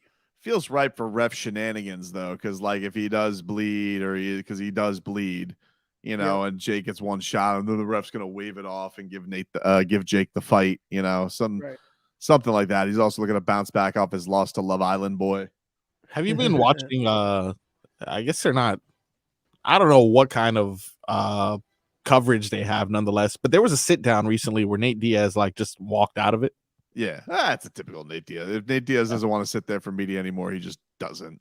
Yeah, it seems like he's just not cooperating. He wants that check and he wants to punch this kid in the face. I'm here. But that's kind of like what you get with the Diaz brothers, like not showing up to press conferences. That's kind of the allure and why people always love them because they're, you know, they don't have to follow the same rules as everybody else. So I don't know. Leroy, does this tickle your fancy? New movie coming out. This is off the spinoffs of Sharknado, Cocaine Bear. Now there's a movie coming out later this month called Slaughterhouse, which is about a killer sloth. A what? A killer sloth. The movie is called Slaughterhouse. What, are you going to sneak up on you? I don't know, dude. Because they move slow as hell. I don't know. You were like, what do you say? I'm coming to kick your ass. No. I don't know. Maybe no, put this. Look, I rank this below Snakes on a Plane. Wow. I don't know. He looks like he could be dangerous. Could be you gotta keep your eye on him. Anyway. No way. Also coming up this weekend, Leroy, the Pinks back in action on Sunday. First road game for our beloved Lionel Messi. We've always followed his career. We love him. That's our guy. One kid, I was at the park the other day, and a kid, he goes, "Hey, mister." I was like, "Yeah, what's up, kid?" Like through the fences, he goes, "Ronaldo or Messi?" I said, "What kind of a dumb question is that?" Messi. Kid looks so disappointed. Kids are just randomly asking you for your takes. Oh, dude, I was just shocked as the next guy. That's a true story. I'm not making that up. Swear to God. Yeah, I'm sure. Kids were playing soccer because he was just asking people's opinion. It was like a LeBron MJ debate, but in soccer, Ronaldo Messi, and he wanted my opinion, and he didn't know that I'm Pinks to the core, dude. And so therefore, I had to go with my guy Lionel. Who's doing the Marvel movie stuff now. You see, he was doing Thanos, then he did Wakanda Forever. Who knows what he could do next? Maybe he does Green Arrow or whatever the hell, Hawkeye, whatever. Yeah, who knows, dude? I don't know. Maybe he makes himself real tiny like Ant-Man. Okay. I don't know. How would you feel if Inter Miami said Messi's not playing in road games? Messi's like, I don't want to leave Miami. I would feel like I'm not watching that game. Okay, but you were Pinks to the core. Pinks to the core, dude. I'm here to see Messi. Okay, he's had enough time off. Yeah, okay, sounds good. Were you watching a non-Messi game? Hell no, I'm not watching a non-Messi game. All right, man. so you and I, samesies, dude. Yeah, for sure. Samesies. And by the way, we got to give Dallas a little piece of our mind. You know, we don't like Dallas. I don't like Dallas. And so, you know, I'm gonna call up those guys who are sitting next to us at the fight. Those Dallas guys and be like, "Hey, Messi's giving you that work today, son." That'd be actually amazing. I don't assume you have their contact, but that would be amazing. Oh, listen. I tell you what, FC Dallas. What's that stand for? Frady Cats. We go down, dude. Down. Great. What does FC Dallas and Cronin have in common? A couple Frady Cats. Aren't we Inter Miami FC? Dude, what? I don't understand how you go from like just being a grown-up dude and talking about real life stuff to then all of a sudden speaking like a child. What's the problem? Frady Cat FC, dude. The only thing that's missing is Nanny Nanny Boo Boo. That's it. He's got a point. Maybe that should be Messi's celebration. What, fat cat? No, a nana boo boo afterwards. He just goes like this. Yeah, He's like holding the hand up to the nose. You got all. Great. Dude, what are you, 8? What? Do you do that with your kids? You hit him with one of these. Hits him with the moose antlers. By the way, it looked like those same horns that ram had that you tried to pass off as a goat. What if he goes up to the goalie? He's like, I got your nose. Okay. Puts it in his pocket. He's really sunning the competition at this point. Next thing he's gonna be doing, he's gonna give somebody noogies. That's a red card, Messi. I'm sorry. That's a red card. That's a red card, Messi. Emotional abuse. All right. Speaking of that coward Joe Cronin. Whoa. Damian Lillard maybe putting up the final bat signal yesterday.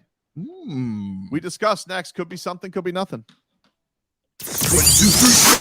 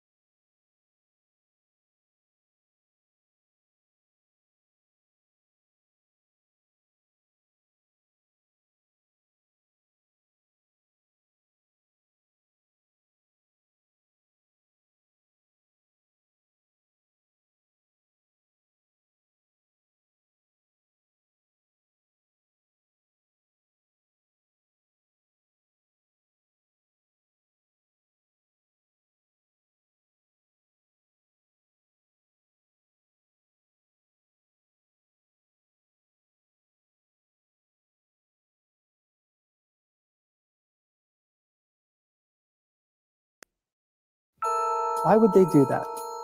What's going on in Utah? It could be something, could be nothing. What is the meaning of it, Watson? What is the object of this? Could be something, could be nothing. Why would they do that? Welcome back, everybody. It's Tobin and Leroy here with you on 560 WQAM. Take you up until 2 o'clock. You guys can get the show on YouTube and Twitch, Miami 560 WQAM. We get to a little bit, could be something, could be nothing here in a second. But first, we get a weather update, Leroy, from the Demesman and Dover Law Firm. YourAccidentAttorneys.com. Free consultations 24/7. Call them at 866-954-MORE. Heading over to the window plex and peeking outside. Peaky Blinders. It is mostly cloudy. I'd say you got a little sun peeking through. Winds are at 5 to 10 miles an hour. Out of the... Come on, clouds. Clouds aren't moving. Let me take a look. I'm going to just guess. It looks like it's out of the northwest. And I would say it's about 89, 90 degrees. A little bit cooler, not much. How'd you do, Marcos? He is indeed correct. It is between 88 and 90 degrees because it is 89. It is cloudy, just like you said. Yeah, small love. There is a 24% chance of precipitation. You know it's crazy, right? I'm not taking away from the weather people, but I seem to do just as good of a job by just looking outside. It's very, very impressive. Very impressive. We'll give you some headlines brought to you by the new Palmetto Ford Truck Super Center. Why buy your truck at a car store? Palmetto Ford. We know trucks. Dolphins camp going on right now. I'm watching video of Tua Tagovailoa throwing a 50-yard bomb ski to Robbie Chosen. And good for him. It's Tua. He can still throw. He apparently, people saying he's got a noodle arm. He seems to throw the ball pretty deep for a guy with a noodle arm. No trouble with the deep balls. Leroy. By the way, did he go from Robbie? Like, what happened here? Because I thought he was Robbie Anderson, then he was Chosen Anderson, and now he's Robbie Chosen. Is that what it is? Because I heard you say that, and I was like, I'm not going to be that guy who's like, well, I think that he's changed it multiple times. I think he's changed it multiple times. I think because he wanted Chosen on the back of his jersey, and you can't put your first name because he's not Ichiro. You can't put your first name on the back of the jersey, or you're not Sergio Busquets, who's got Sergio on the back of his jersey. So, yeah, Tua to Chosen, little bomb ski in practice. Miami Marlins are back in action, coming on up tonight, 8:05, first pitch. Big series against the Rangers. And we gave you your slate. If you guys want a breakdown of all of the rest of the stuff, listen to Tickle My Fancy. Let's get to this. So, this could be something. It could be nothing. Yeah. I don't know. Why would they do that? That's why I'm bringing it to you, the audience. Could be nothing. Could be nothing. I don't know. Damn it, Dade South. That's a good one. That's a good one. Dade South says, Tobin is eat churro. Is eat churro. Point for Twitter. Damn it.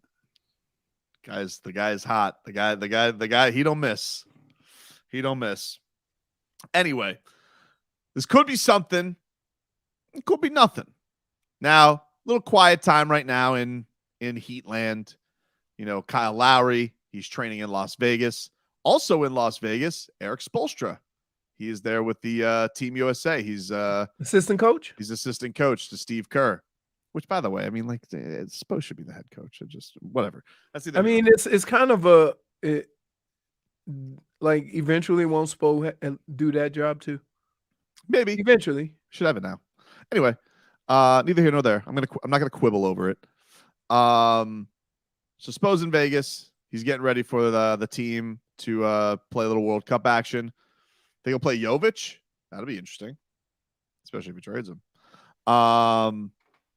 You know, Bam, I think Bam has his camp this weekend, so he's local. He's back from South Africa.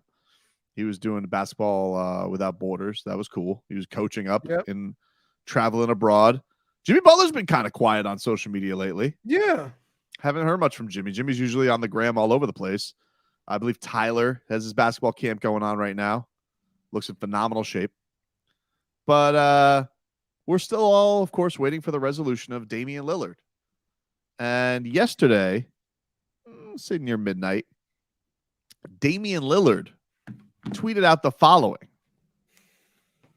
He tweeted, "Disrespect the caterpillar, rave about the butterfly." Now, who said that? Damian Lillard. Oh, no. Tweeted it out. So that could be something. It could be nothing. Why would they do that? Was he just out here reflecting on the great words of Mark Jackson? Maybe he's going to miss him on the broadcasts.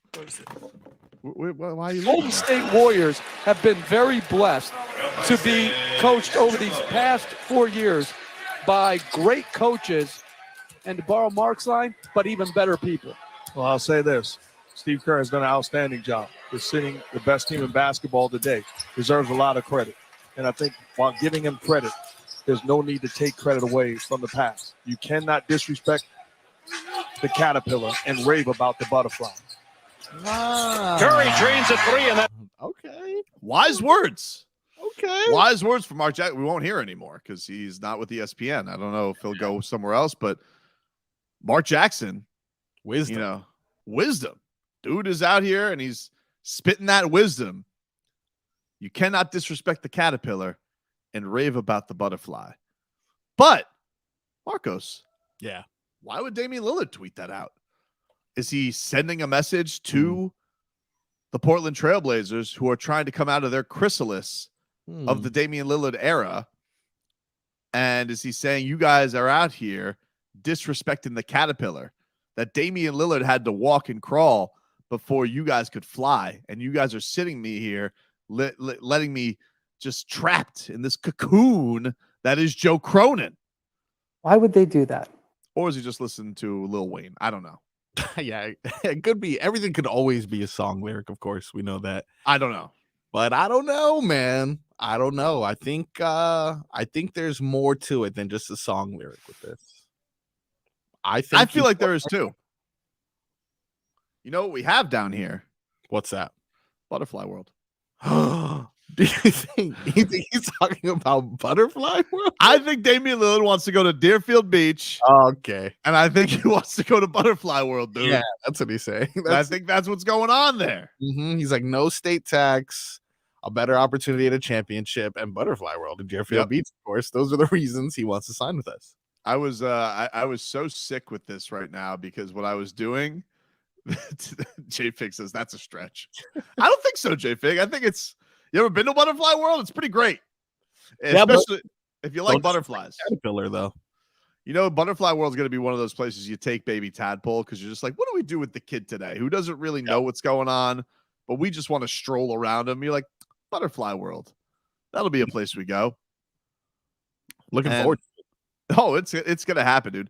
So anyway, I was just like wondering, all right, why would he tweet that out? That's one thing. But then the other part of this is he puts out a music video yesterday called Cabo. And so I'm going through all of this video. I'm trying to find something that's a sign. Yeah. And I don't really know why, because I know he wants to be traded to the Heat. So I don't know why, but I just want something. I'm in a desert. I'm in a barren wasteland of Damian Lillard right now. So anything that he tweets out, likes, posts, whatever it may be, I just need it. Did you find anything? Was there anything conclusive? Nothing, huh? No one wearing a Jimmy Butler jersey in the background? No, I thought there was one guy who looked like he was wearing a Heat jersey, but it wasn't, you know. So I couldn't find anything. There was nothing. Cups of Big Face coffee somewhere in the background. Nah, there wasn't. There was no coffee. There was no there's no reference to nothing. Now the only thing is, I believe, here's this. His new album is coming out, and I believe it's called, let me make sure I factually have this correct because maybe I misread it, but I believe it's called, Marcos. Yes. I believe it's called Dame Dolla. Dame Dolla. Could he be referencing Pat Riley? Pat Riley. The Don. Wow. Godfather. We may be getting close.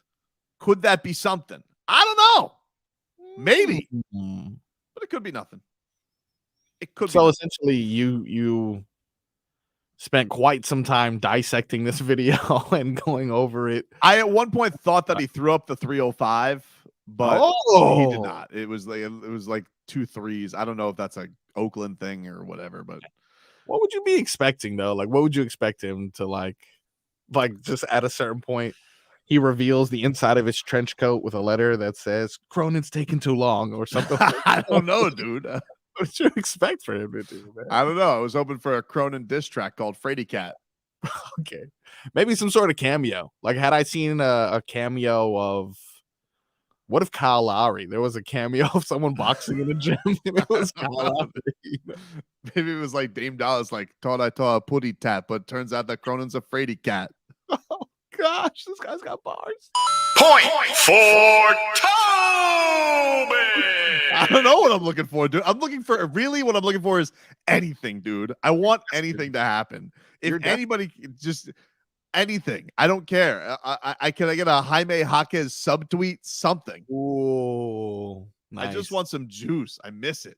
I'll never forget the day. Like I'll never forget that July 1st. The feeling I had when Shams tweeted. It's over a month ago at this point. I know. We're reflecting on a tweet on a platform that is no longer even called Twitter. Yep. Fair point. Fair point.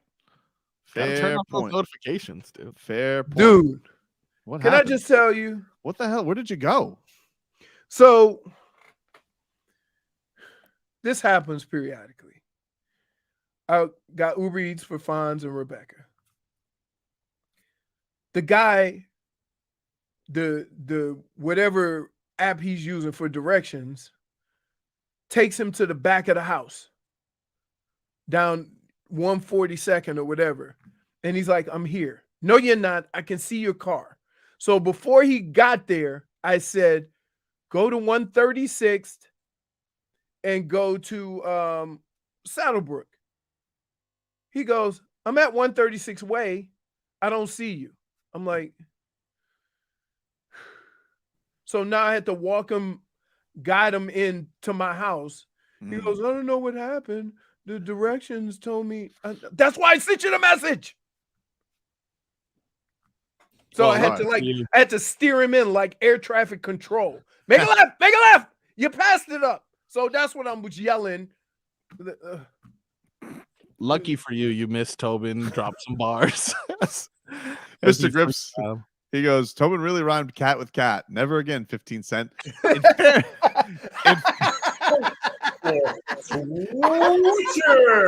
fairness, I didn't rhyme cat with cat. I rhymed putty tat with Frady Cat. Frady Cat.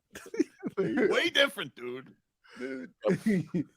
Dude, you have backed your ass into a terrible tough spots because we still wait for you to drop this play. Oh, yep. I got it, dude. It's you know where it is? Right here in the back pocket. Okay. Right there. Hey, since you're back, yeah. Do you want to see what could be something, could be nothing? Yeah. Damian Lillard tweeted out. Oh no, the about the butterfly. Disrespect the caterpillar. Rave about the butterfly. What do you think he's doing there? I don't know, hanging out with Mark Jackson. Wait till you hear Tobin's idea of why he's quoting stuff about butterflies. Tobin could it be that Damian Lillard is really fiending to go to Butterfly World in Deerfield Beach?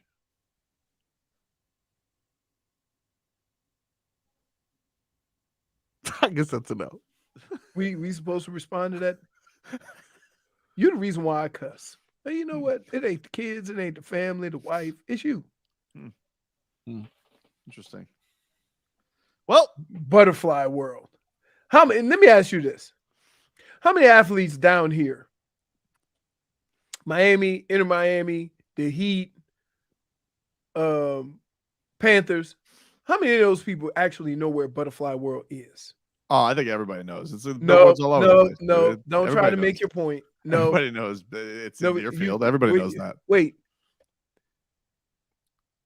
Jimmy is somewhere in the world, Yeah. and you worried about, and you think he knows where Butterfly World is? Oh yeah, dude. And it's like one of those things where you just like you're gonna go to Butterfly World if you have kids because it's just one of those things. I think my kids will like this. Have you ever taken your kids to Butterfly World? Multiple times. I don't think I've ever been to Butterfly World.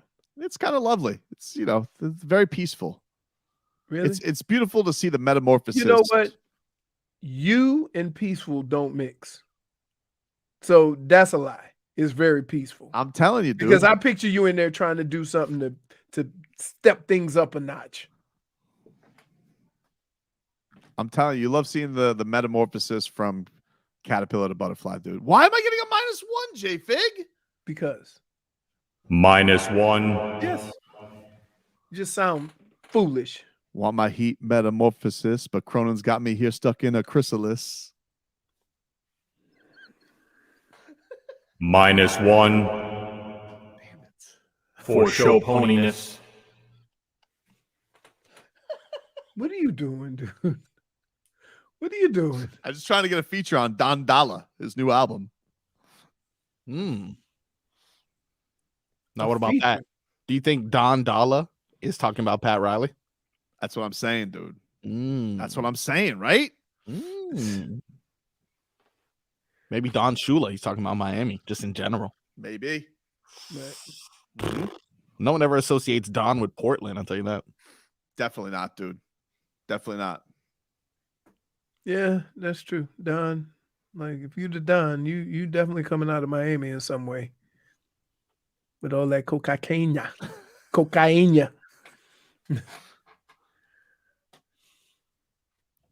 Name my album after Pat instead of Joe Cronin. Who's a rat?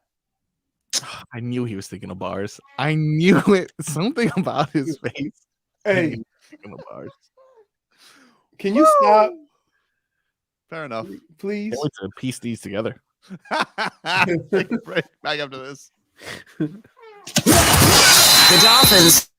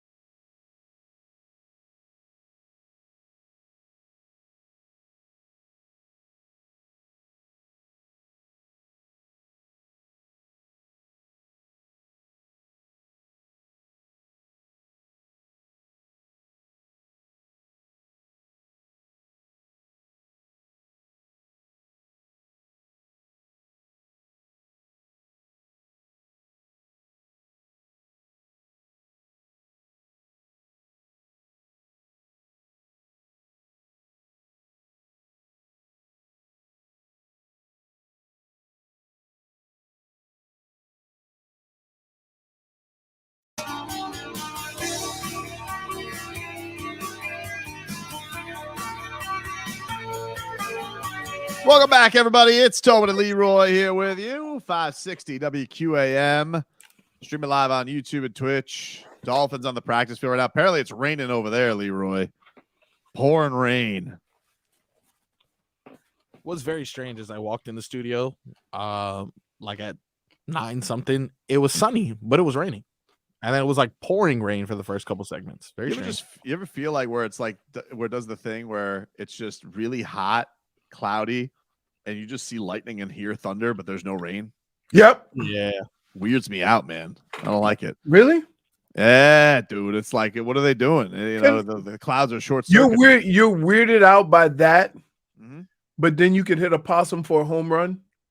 Yeah, because that possum got aggressive on me, dude. You know, he was fangs up before we had fangs. I didn't know at the time, though, possums didn't have rabies. I really genuinely thought that he was rabid. Jesus Christ. Fangs up. Speaking of fangs, apparently I was reading in the practice notes, you know, getting all these tweets through. Emmanuel Agba, bull rush sack on Austin Jackson, gave him the business. Bull rush is the worst. Just imagine you sitting back like this and somebody just, it's not like, it's really not very defensible, right? Because you're sitting in a defensive position and he's full steam ahead. But that's why you got to change your plays up so they can't just line up and tee up and do that. So whenever I hear bull rush, it brings me back to my days when I had the worst drill ever, and that's pass rush with the linebackers. Sucked. Did South naming me Young Cheesy.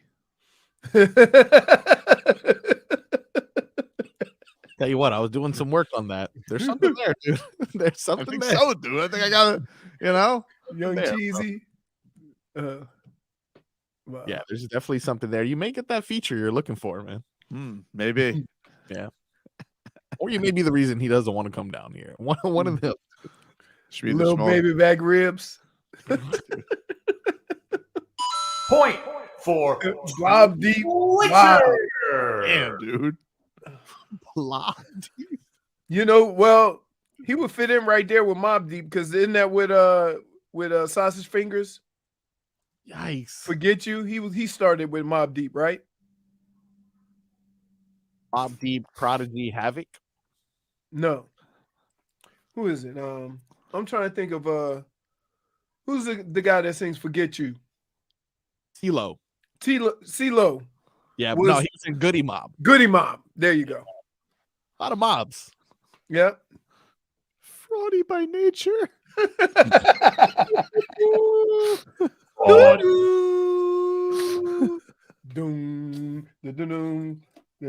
Hip hop, hooray! Hostess Malone. Oh man, I love Hostess. Really? Oh, dude, that is what? the most disgusting snack food ever. Just the white cream in the middle of everything. Yeah. Straight sugar. You might as well eat a sugar packet. More of an old Spunkelmeyer myself. Got good muffins. I tell you what, though, when your girl was pregnant, you was snacking on everything, huh? Oh yeah, for sure. She was on some weird stuff. All of a sudden, she had like a craving for seaweed chips. Huh? That was her thing for a little bit. Yeah. Now won't even touch them. But during pregnancy, seaweed. Did you eat them? Hell no, man. It's disgusting. It sounds gross. It sounds gross. It sounds man. I don't even want to touch seaweed as I'm in the ocean, let alone cook it and eat it. Yeah, I thought the frogs liked seaweed. Yeah, I'm more of a lily pad kind of guy. Yeah, they're always just looking for their spot to get flies, dude. Everybody knows that. By the way, Now, Lupe, you know the frogs in my backyard? They wait for me to, when I get in the pool at night, after it rains, you got to skim the bugs off the top.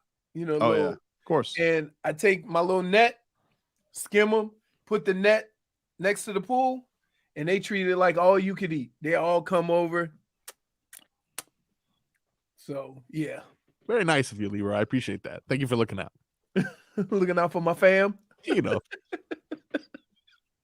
By the way, I'm doing one of our favorite pastimes right now. I got ESPN Ocho on the screen. Three net soccer is what I'm looking at right now. 3 net. Oh yeah, I've seen that. What the hell is going on? There's 3 goals with 3 different teams. Yeah. And they all just go at it. Messi would never. Barry Jackson tweets out, "We can't say names per rules, but there appears to be a legit competition at left guard. You guys and gals will see in the preseason opener." Oh man, coming for Eichenberg stuff. Oh man, both of the guys who we mentioned early on, I think it was in Tough Howard days. Tough days for both of them. Tough days after a lot of praise. It sounds like old Butch Barry is going to be grumbling a lot today. Here, yeah. you can show improvement, but not be good enough to beat the guy in front of you. Yeah, fair point. I mean, they've been saying Noah Igbenogany been improving every year. Well, I always hear great things about him. Physically gifted, really athletic. Right. Burnt by 20 yards yesterday. Face plant right on the ground. Exactly. Wouldn't it be something if Eli Apple was giving him advice? Woo. Yeah. No thanks. What if he just said no thanks? To Eli Apple? Yeah. He's like, well, clearly you ain't doing no better. Do you think there's a point where he's standing next to Jalen Ramsey and Eli Apple, and like Xavier Howard standing behind both of them, and like when Jalen talks, he's like nodding, and then when Eli Apple talks and Noah's looking, he looks at Noah and he goes, "Don't listen to what he has to say." It's like I'm not that guy. Have you had your apple a day, by the way? Oh, Not yet. All right. Well, I'll get it before the show's over, though. We gotta. I literally bought 30 apples. That is why? That feels like a lot. Like, don't they go bad? No, that's the whole point. That I'm gonna finish them before they run out. Yeah, but is that 30th day of apple going to be any good? Yeah, why not? I don't know. It's in a controlled environment. I mean, like not a lot as good. Can I ask not you as something? controlled as the supermarket. Is Big Spoon looking at this? Does she hey, why do we have a tower of apples in our kitchen? 30 apples, yeah. She got the big bowl. But did you explain to her why? Yes. And what did she say? She just shook her head and said, "You and Tobin do some dumb stuff." It's felt fair. Like, I mean, it's all for the bit. It's all for the bit, baby. All for the bit, baby. Who do you think has more confusing tutelage, Eli Apple or Stephen A at his basketball camp?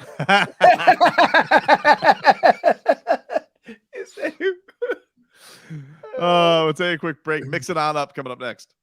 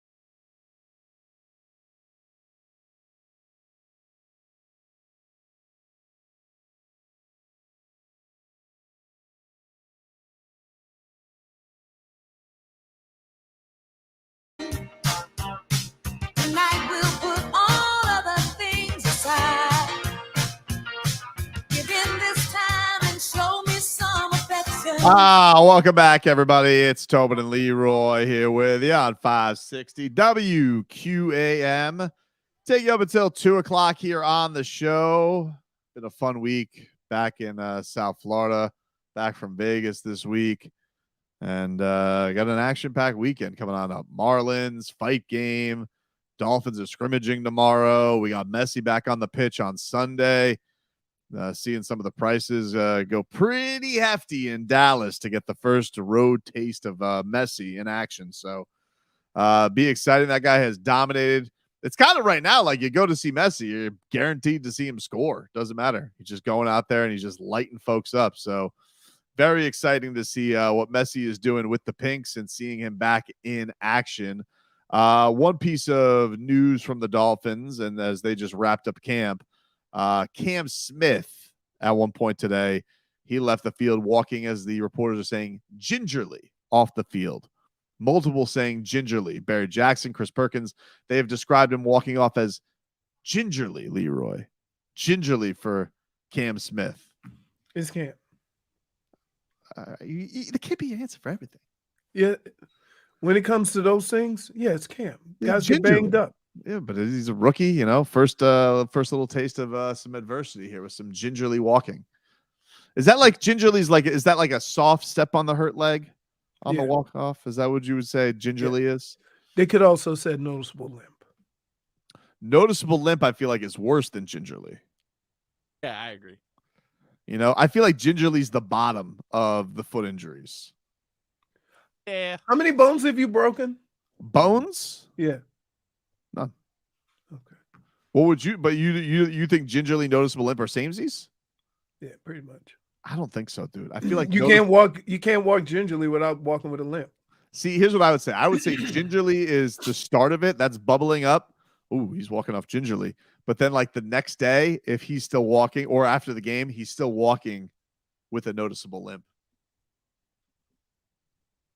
Sure. That's how they use it at the very least. That's how they use it. Like when you walk off the field first.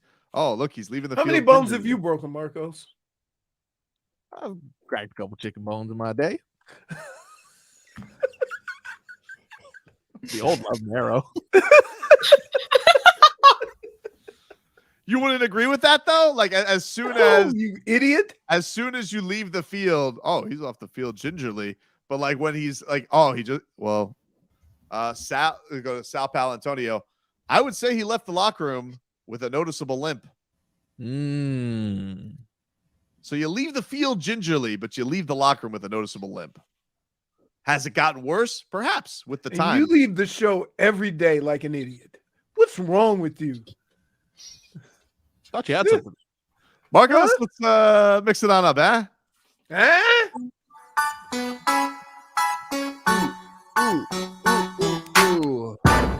All righty then. Jennifer, I didn't peg you for pink. Huh. Where's the pink? Fingernails. This is orange. It's orange? Yeah, that's more Yeah. mine. That doesn't look like orange. Well, It's orange. I think Scooby screwed up the white balance. Scooby. Back at it again. I was getting ready to say, like, goth is the farthest color away from pink there is. I was about to say, like, it kind of looks like coral, like it's a coral almost. Oh, Kind of. I do like coral. You doesn't do like a good you do coral? that. My wife tried to make every color touch. I say, that's not, I said, no, that's not blue. It's a shade of blue. Marcos, what do you got today in the mixed bag? Mike McDaniel. Love him. Our favorite long-winded football coach. Yeah, has a message for those. By the way, do we have an update? Who's wearing the orange jersey today? Have we seen that yet? Jalen Phillips wore the orange jersey today. Excellent. So That can't be good for the O-line, right? Yeah, I mean, he had a great day yesterday. Mike McDaniel has a statement to those who may not like the music selected by the orange jersey. He says, if you don't like it, go win it yourself. Also, you got to be the DJ. So, and the one thing that all the players know is we don't have any time for people, their opinions really about your DJ set list. because if they don't like the music, then just be the orange jersey winner, flat out. Flat out, dude. Flat out. It That's behooves me. There's some musical selections that I'm not super excited about, but if I want to do something about it, I better win the orange jersey today. Wow. He's right. Okay. He's right. Gotta earn it. You don't like it? Earn it, dude.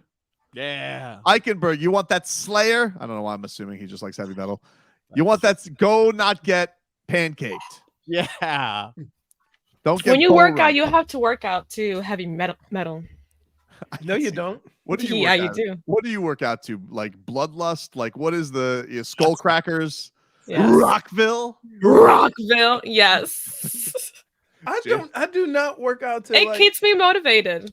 I do not work out to like heavy music.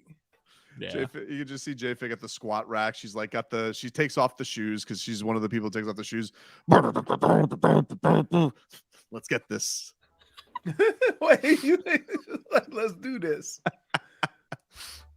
Well, hopefully there's not anybody at the bench that you have to help, like Tobin had to have a girl help him. I didn't have her help. She just looked in horror. A guy helped me. Oh. And it was But 8 years people ago. agree with me on the chat. 8 years ago. Really? Yeah. My That's Chemical elite. Romance, Slipknot, heavy metal equals 10 plus on your I Mac. just listen to put Apparently on I my work out in boots. That's true. Oh, that's true for sure. Oh, definitely for sure. Everyone knows that one. boots.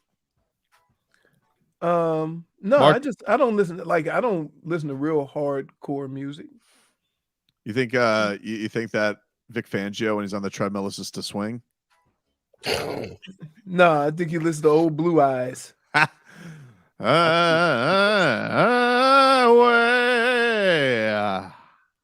he's Marcos. in the suit. Of course. Marcos, what do you got in the what else in the mixed bag? Unfortunately, we heard about this guy's performance today in practice. Not going well, but there has been a lot of praise for him. Austin Jackson tells us what he expects in year 4.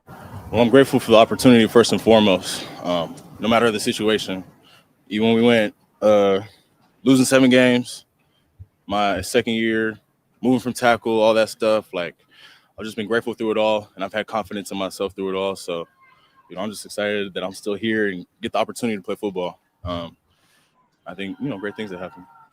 I mean, I hope so. If I may. Sure.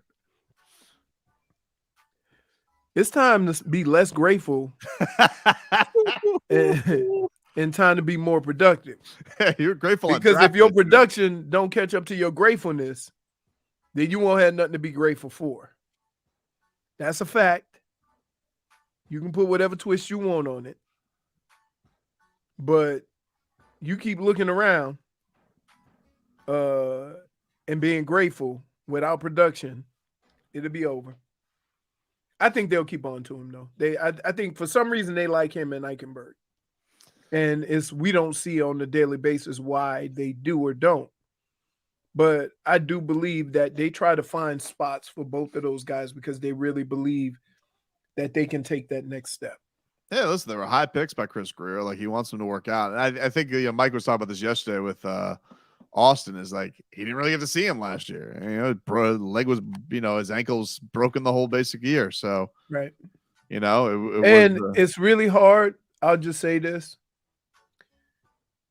the transition to different positions on the line. So I know for a fact, usually centers and guards can kind of, usually your backup center is a guard, right? Or they draft the center and move him to guard.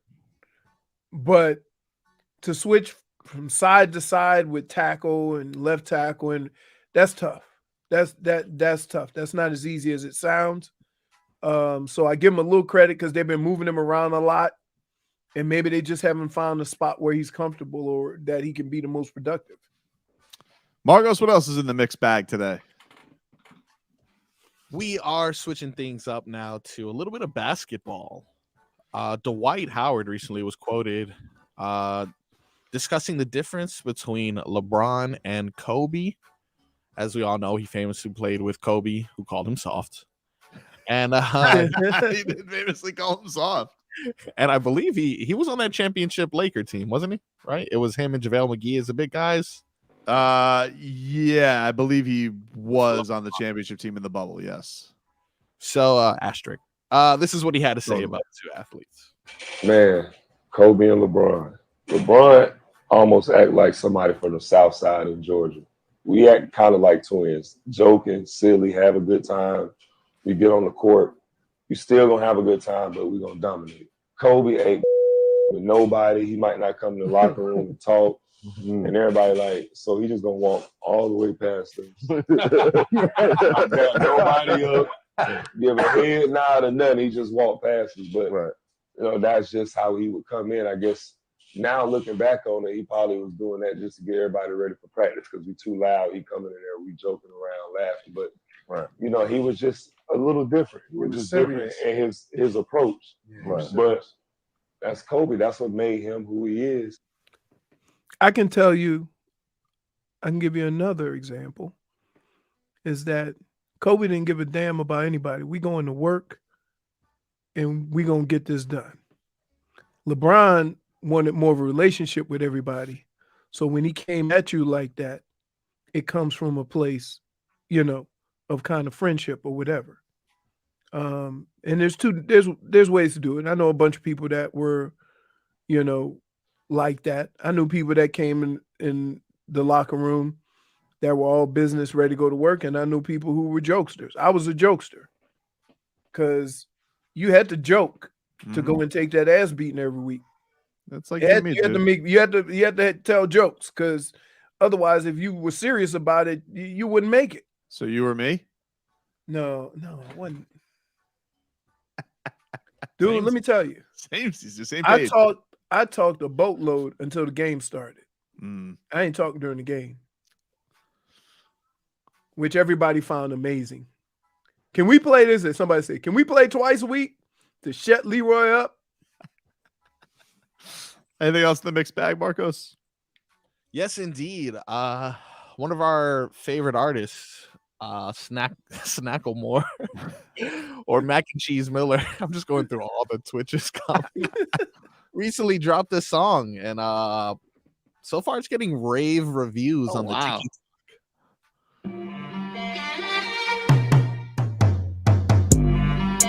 Want my heat metamorphosis, but Cronin's got me here stuck in a chrysalis. Thought I saw a putty tap, but turns out that Cronin's a fraidy cat. I was just trying to get a feature on Dame Dolla. Name my album after Pat instead of Joe Cronin, who's a rat. Am I gonna lie? That slaps. Yeah. Hey, you need to pick that mic up and go right back to the lab. Don't drop Another your take, mic. please. Oh my goodness. Want my heat metamorphosis, but Cronin's got me here stuck in a chrysalis. Thought I saw a putty tap, but turns out that Cronin's a fraidy cat. Another I'm one. trying to get a feature on Dame Dolla. Name my album after Pat instead of Joe Cronin, who's a rat. Dude, can I just tell you, what are we doing? It's Friday. Chief 160, by the way, points and he goes, nobody knows where Butterfly World is. Not even Tobin, seeing as it's not in Deerfield Beach and it's in Coconut Creek. I'm telling you. Have you even gone? -1. I've been multiple times. Hold on. Are you sure? For You've lying. even gone. Who Dude, goes you know there? if somebody put that on Twitch, they fact checked your ass. He's right. It is in Coconut Creek. Technically. It's on Sample Room. -1. Tradewinds Park, samesies. What do you do in Butterfly World? You literally you'll walk around. They got like the big plants and the flowers, JFig. Then there's lots of butterflies. Then they got one with a lorikeet cage where you can see the lorikeets, which is cool. They drink the honey from you. You'll probably look at it as targets though. And then, and then you walk into another cage. There's more butterflies. And there's the caterpillar place. It's fun. JFig, how do you view ostriches? Oh, the greatest challenge of them all. Yeah. I'm more of an emu girl. Ah, makes sense. Mm-hmm. Limu emo. Mm-hmm. Because the ostrich is the ostrich still considered a bird? I don't know. Huge though. Huge. What's the difference between goth and emu? One letter. I don't know. All right, we'll take a quick break. Final hour of the show coming on up. Got bars, Tobin. WQAM broadcasting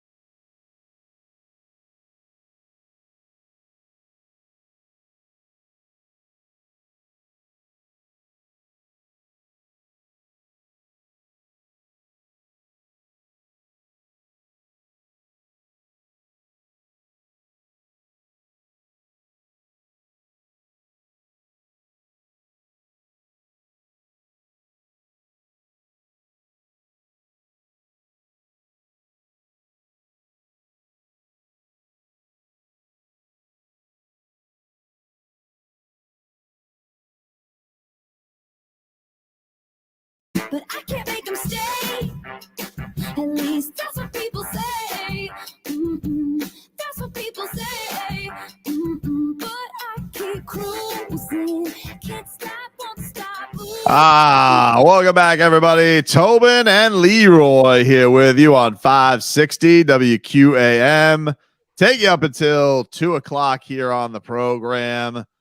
Give us some headlines brought to you by the new Palmetto Ford Truck Super Center. Why buy your truck at a car store? Palmetto Ford. We know trucks.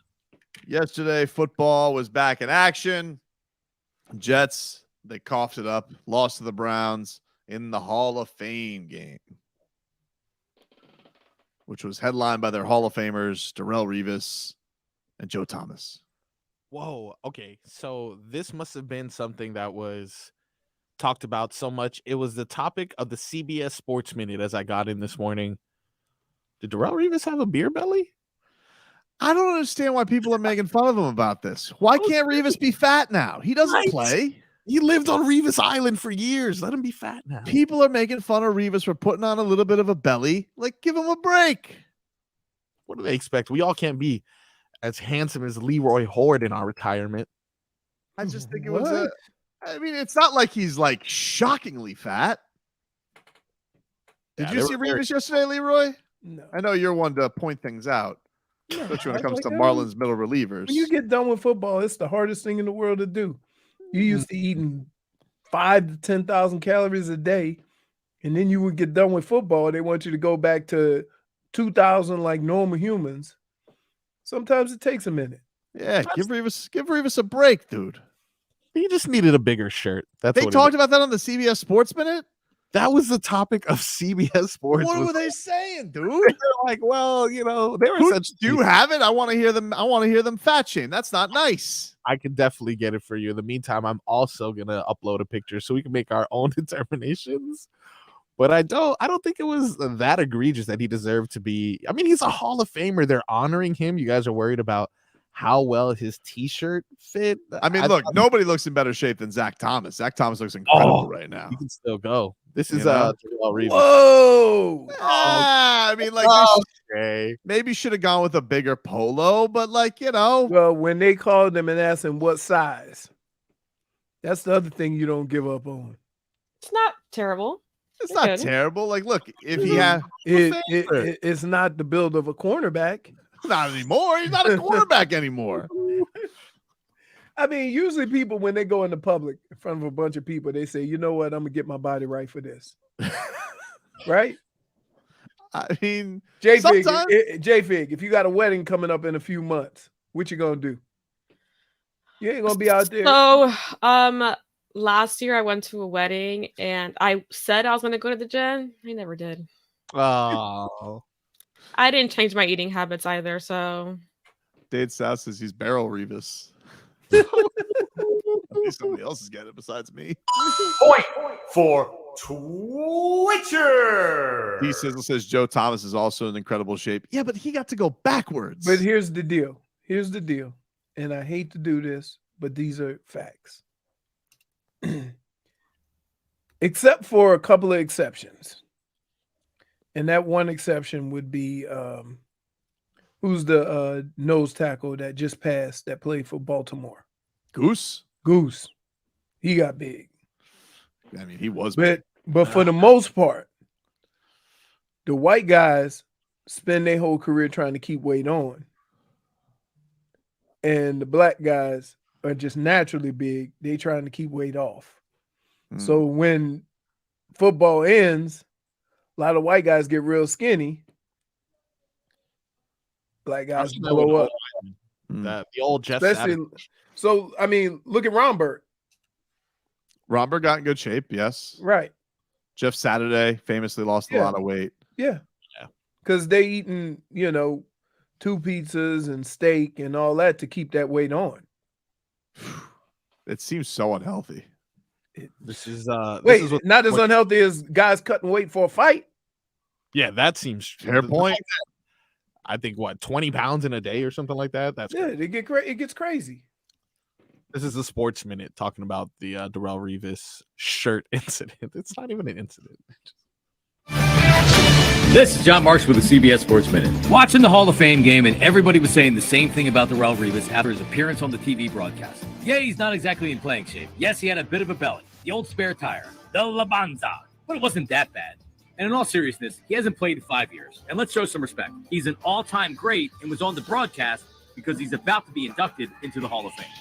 All right. Well, look, I appreciate that guy's at least like, hey, let's have some respect for Darrelle Revis. What the hell is the Laspanza? What the hell is that? I've never heard of it. Didn't he say like La Panza? Yeah. What is that, tire? No, that just means the belly in Spanish. Oh, man. Yeah, essentially, I mean, he did a weird thing there, though. He was He like, kind of blessed him while asking for it's like no offense. It's kind of what we're doing. We're just like, yeah, let's put it up for ourselves and see what a fatty he really was. He looks fine. Yeah, man, he's retired. If that's all I ended up with was that little gut there, I'd be good. Leroy, you look good, man. You look good. I noticed a few of my pants getting a little snug. They didn't. Besides, it's like just because Darrelle Revis, why? It's like because he has a couple tickled pinks in his retirement. Leave him alone. He deserves it. Couple pinkety drinkities with his friends. Oh man. This is CBS Sports. You guys see that fat Darrelle Revis last night? Show some respect. This is CBS Sports. CBS Sports Radio. Sure, he may be bigger than the offensive lineman that they have there, but show some respect. Now coming up on CBS. No shame. There was just so much that went on. I heard nothing about football. Well, everybody's talking about. Let's talk about what everybody's talking about last night. No, it's not that football is back. It's Darrelle Revis. Put down the snacks. And when I say that, I mean, hey, show some respect. He can eat what he wants. He's going to the Hall of Fame. That's great. I mean, I don't know what was worse: people commenting on Darrelle Revis or the national anthem. Well, let's not forget about that. Let's please not forget about people, that. I don't think people knew the DeMarcus Ware thing until he said it in the broadcast. Yeah. But I was like, oh man, because I was thinking the same thing.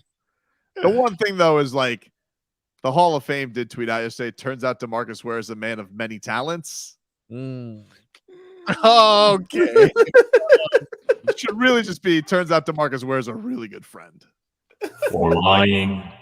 I just imagine it like an America's Got Talent audition where like in the middle of singing, you just hear the buzzer. It's like one guy couldn't wait through it all, and it's Tobin there.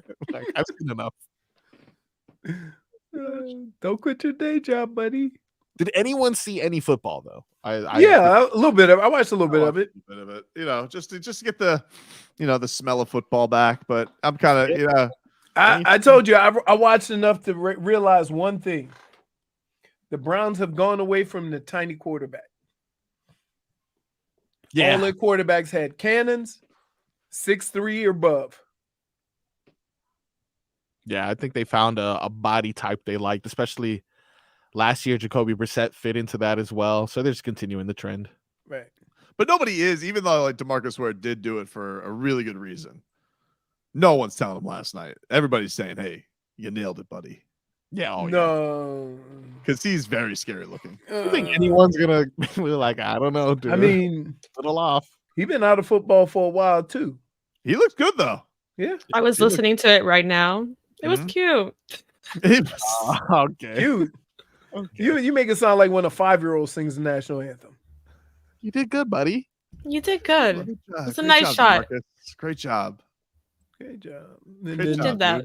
You know what? It takes a lot of guts to be doing that anyway. So. It does take a lot of guts. You're right about that, JFig. Like, it's not an easy thing. If you're but why? My question is, it's a very hard song. Why do you have to go? It's a super hard song. I want to see you do it, Tobin.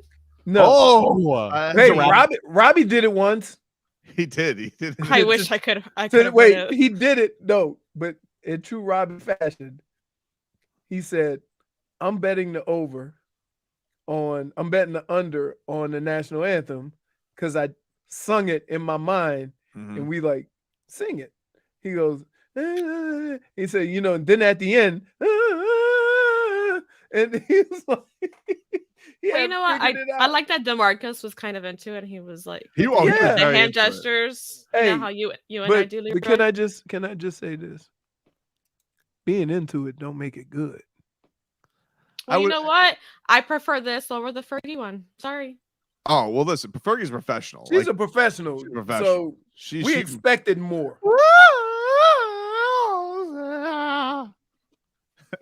Iconic. Never forget the look on Draymond Green's face. He's It was amazing. I think about it constantly. It's probably my favorite national anthem. Yeah, I can't do Ever that though, sung. JFig. I'm a rapper. You know, I'm not a singer. I want you to finish that, to be honest. That's Please finish it for that's me. where my talents lie right now. You know, I think you should go Spitting through with bars. this. bars, dude. Or just spitting. The only thing you just eating bars, candy bars. Oh, dude. At a good old ice cream bar. Wow. Oh, Like a you know what I Klondike? like? When I do have a sweet tooth and I have a feel for ice cream every now and then, I like the candy bars that have gone to ice cream. Oh yeah, like a Snickers. Like the Snickers and the Twix one. Yeah. It's efficient, dude. It's The problem is that it's too little. That's fair. Mm-hmm. You know, Gotta get because king size. there's no amount of ice cream that you would ever eat that's that small. But it's Yeah. delicious. I've gone too long without hearing Mike McDaniel impersonate Butch Barry. Can I once again hear him impersonate his offensive line coach? 'Cause Definitely. it's been too long. You do need to be better today. This guy's just, I really just feel like he's going up there every day just winging it. Crumble and So we're like you do need to be samesies. better today. You know, which is what ultimately I think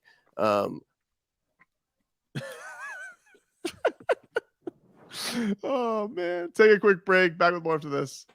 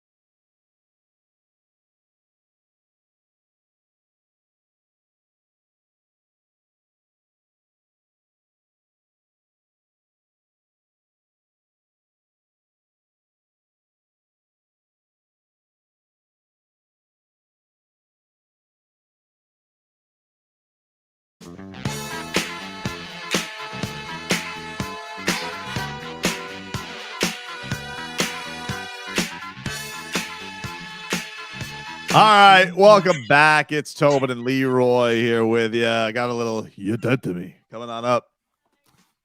Tyreek Hill is at the podium speaking to the media. Asked about first time he's spoken since Eli Apple has been signed. Of course, their old blood feud. Tyreek Hill, of course, he said, he's excited to add another competitor to the team, and in true Tyreek Hill fashion, joked at the end of it. And I'm excited because I get to embarrass him every day in practice. Love it. That's how I want him to answer. It's good fun, people. We're having good fun out here. Apparently, he hasn't faced him yet in practice, though. The word is that from the reporters, they have yet to face each other. It's usually X or Cater that's going up against Tyreek Hill. So we haven't gotten that elusive matchup yet, Leroy. You probably won't get it. keep it on close. purpose. They're like purposely like, nah, we don't want them to go against each other. Well, it just depends on like what side of the field they play on, what position Eli Apple's playing. You know what we want to see. Come on, a little sweetener. Give us one. Give us one, Fangs. One. Little sweetener. Little slant and go. Little slant. Yeah, dude. Let's go. Ooh. Let's give us one. We call that the old sluggo. Tobin knows he's a play caller. Of course. Still waiting on that bootleg scoop boogie. And you will wait on it until next week because we're not together right now. We were together Monday, Tuesday, Wednesday. You didn't ask. We actually did ask. We did ask. We actually did ask. I think we're out of time, Jennifer. I don't recall. No, we definitely had a lot of time left. No, I don't remember that. So I'm gonna show you when he draws up this play. Why fans think they know how to draw up a successful play and what actually goes on during a play. It depends if you want to play it safe or if you want to risk it to win the biscuit. Depends. No, it has nothing to do with that. But the bootleg scoop boogie. If you want to protect your quarterback. The old love saying risk it for the biscuit. That's the scoot boogie part of it. He's never gonna get hit. It's impossible. Now, I'll explain this when I write up the play. I'm not going to just give all the answers right now, but I'm just letting you know. Trust me when I tell you. This has the making of the old Tobin beard. I'm telling you right now. Yeah, dude. he hasn't done it. Yeah. I actually have it right here. It's funny enough, JFig. I have it right here. Show it. Legal pad. No, I'm not going to spoil Flip it. the pad. Nice try. I want to have it. We can't see from here. I want to have it properly there for the whole board. I don't want to. I don't want to just have it too small. I know those are your show notes. And then I will pick him apart. No, you won't pick us. The only thing that's going to pick apart is the offense and the defense. Okay. Trust me. Again, there's a lot more that goes into it than just making up a play. There is, but there isn't. Sure there is. The best offense is a better offense. And so what I'm trying to make clear here is the defense will not be able to stop the bootleg scoot boogie. What exactly? Imagine Mike McDaniel saying that to a quarterback. What? The best offense is a better offense? I feel like he has. I'm surprised he hasn't said it. Trip to left, boot, scoot, and boogie on 2. Yeah, sounds about right. You don't think that? You don't think he tried it out? I feel like if I brought it up to him, be like, "This is good." Somebody give that guy a gold star. Maybe you got to tweak some things here and there. Listen, I'm not a professional, but I've dabbled. Intramural flag football champion 2005 for Barry University. So really? Oh yeah. You guys did flag football? Sure did. Won it all. Did it with a busted up shoulder too. Old war injury came back to bite me.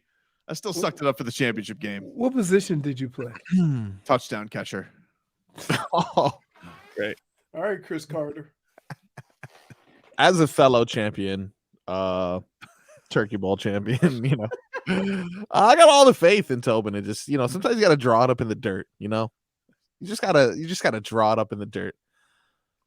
Yeah, by the way, threw 2 touchdowns in this turkey bowl. Yep. Sometimes you do. You gotta just it's gotta be like the schoolyard, Marcos. Yeah. Sometimes you gotta throw situations out, and that's what the bootleg scoot boogie is all about. Mm-hmm. I'm starting to see. I'm starting to get it. Exactly, dude.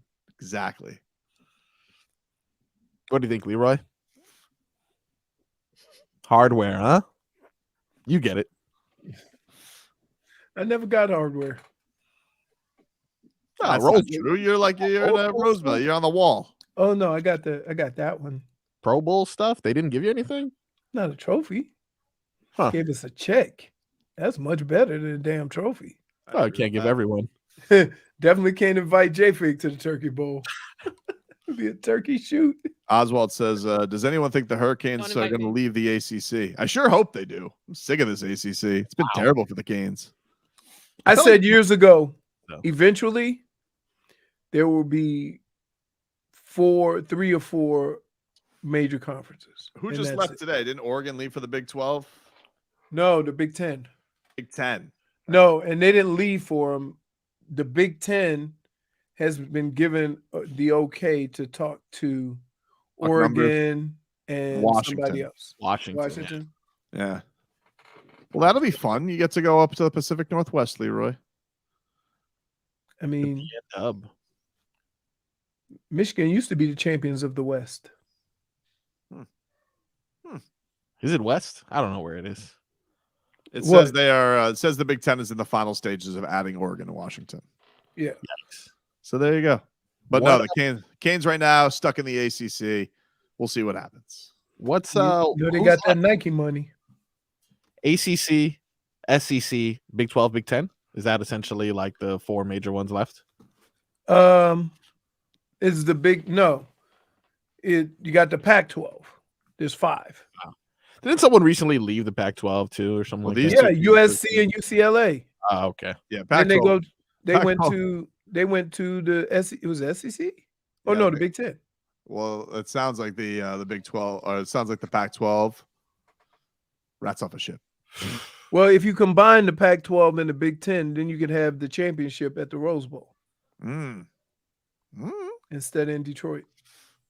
Oh, why? You don't think people dig Detroit? No, I'm just saying. If you play a championship in the Rose Bowl, and it'll be like the old school Rose Bowl. I only I don't, I only want the Canes to leave just because ACC's just been a cursed living. That's all it's been. Where would they go? That's a cowardly way out, though. Where would they go? I'll be a coward. I'll get out of here. Wait, where would they go? I don't know. Your best chances in the ACC. Maction. You think they're going to go? You think they're going to be able to go to the Big 10? I mean, how could it get worse though? Like that's what I'm saying. Like, how could the ACC get worse? The entire state. If you lose in the Middle Tennessee State, you ain't going to the SEC or the Big 10. Woo! That's why we got to stick it out, Tobes. We were gonna win the ACC every year. Oh, remember that? What a disaster! Then it just did they even get the only time they got to the they would have gotten to the championship? They gave self-sanctions. No, they've done it twice. They've won the division, but they've it's been a disaster. Not in basketball though. Basketball they've smoked. Oh yeah. Remember when Canes fans thought they would dominate the ACC? Oh yeah. Still waiting. That's why I want out. Like you say, oh, what conference? I don't care. Just something new. But what are you doing? To give up? You're gonna go into nothing? Big 10. What do you think they're gonna do in the Big 10? I don't know. Probably playing meathead football. Let's see if the meatheads can catch up. Aha. Although all meathead teams have completely dominated us. Yeah, but once we get a couple of years of Cristobal building up the line, dude, and we got Coach Feld there, juicy. Remember they said that when they joined the ACC. Yeah, that was years ago, though, dude. We're talking new. We're still having the same conversations. Subjects, current events, and I'm talking about let's get to the point of. So you're just going to ignore the last however long they've been in the ACC? Yeah, I mean, like that. The whole point is I want out of the ACC. Let's go somewhere new. And do what? Win, dude. Greener pastures. So that brings me to my point. Where are you going to win? I'll figure it out, dude. Bootleg no. Boogie. No. That's not the answer. Boogie. If you couldn't win the ACC, you think you can go in the Big 10 and win? Definitely. You think you go in the SEC and win? You guys got like 2 schools. Yeah, it's true. Same 2 schools every year. Yep. What about the SEC? SEC would be tough. I mean, trust me, they don't stop shutting up about it. Oh, we're so tough. SEC. Jesus. Feinbaum, we get it. Could you imagine playing Georgia every year? Oh, it'd be fun. No, for who? Just the atmosphere. What are you doing? Take on those hillbillies. Like, what are you doing? You What do really? you mean, what am I doing? You sound ridiculous right now. No, I don't. You can't get out of the ACC, and you want to join a bigger conference? Raising tides raise all boats, dude. It's a rising tide. Exactly. And raises all ships. Mm-hmm. That's the saying. You can put your own twist on it. You can put whatever you want on it. This is lunacy. Why?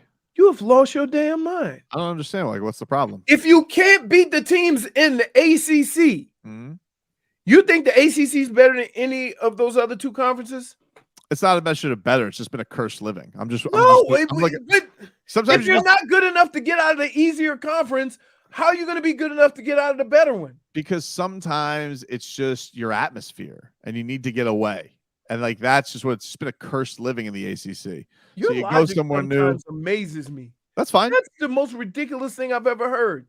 That's fine. I mean, it may be ridiculous. So to you'd be okay with going 4-10, and they won't. I mean, they've literally gone 5-7 in the ACC. So why? What do you think they're going to do in the SEC or the Big Ten? I think it'll raise all ships, dude. I think shape up or shape out. So you think they'll mysteriously play better?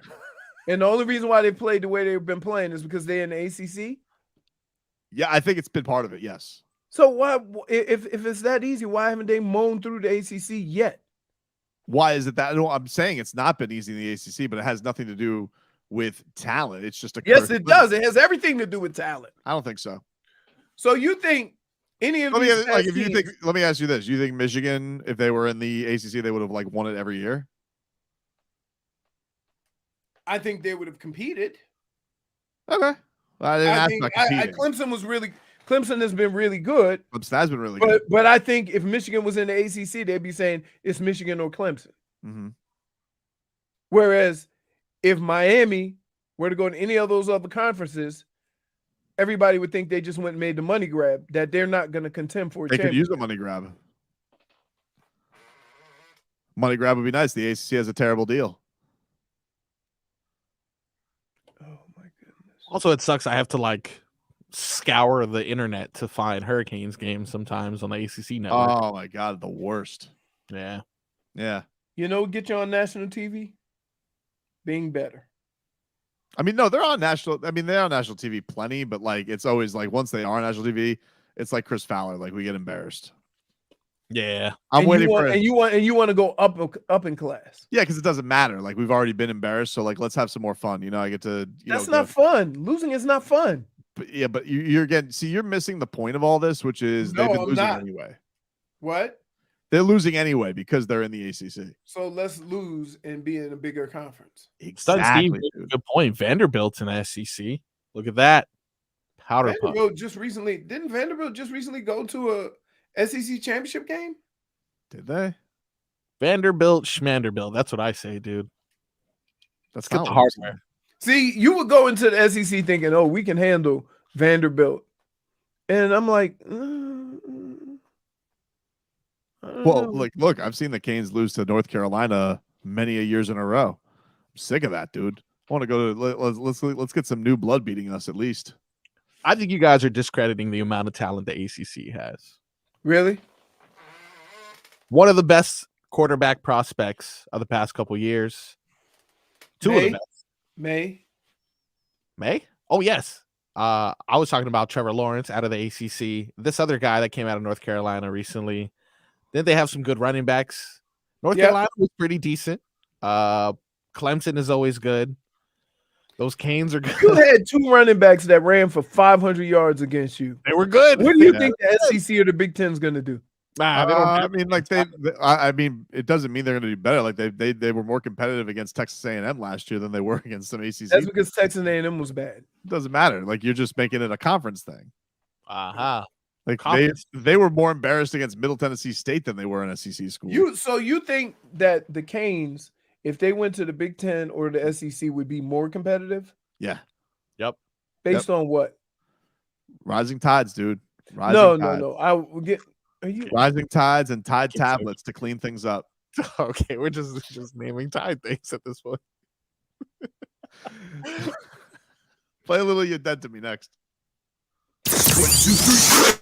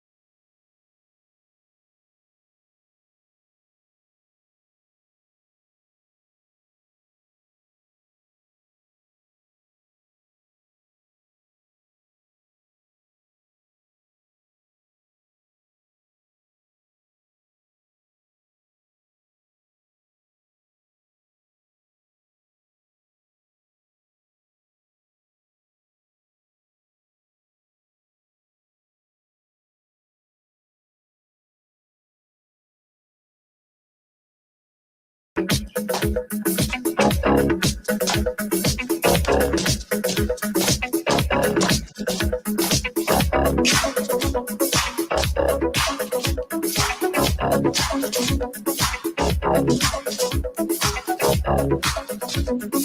right, let's bury some people. It's time to play our favorite Friday game. You're dead to me. You're dead to me. Go around the room virtually and see who's dead to who. Leroy, who do you got? I hate to say this because I just enjoyed a delicious meal delivered by said company. Oh, jeez. But Uber Eats, you're dead to me. You're dead. I can't figure out why nobody can find my damn house, and they have to bring them in like air traffic control, right? Every time they come to my house, and they never seem to be able to read my directions because they say, well, Google Maps is taking me here. I'm like, but that's not where I live. So, yeah, I'm just done. Like, it's a pain in the butt to get Uber Eats to my house. I'm gonna try somewhere else. All right, Marcos, who's that to you? So I've brought these people up time and time again. Pete Davidson? They are arguably no. Pete Davidson's actually he's spared this time. Although 2 sold-out shows on Sunday, he's going to be doing Mondays in Dania Beach, allegedly, possibly. No one knows. Maybe you guys are getting more information than I should be revealing. Anyway, Pete Davidson is spared this time. We instead are turning our attention to the most fashion-forward company in the industry. I've shown you their extremely minuscule Louis Vuitton purse. I've shown you the overgrown red boots. Yeah, what was that favorite? What's that? What? Those red boots. I mean, like they people don't wear those anymore, right? That was a 5-minute thing. No, they have another version. Why would they need to wear those when now this same company, Mischief, has partnered up with Crocs to bring you obnoxiously large Crocs? Let's get some for Robbie. Robbie would love those. What we're doing here. It's the worst. It looks terrible. It looks like cheese. It does look like cheese. Looks like they looks like they were meant for like a giraffe. Am I wrong? Or if like you're walking in the rain, your feet are gonna get wet, dude. Those You better hope it don't rain.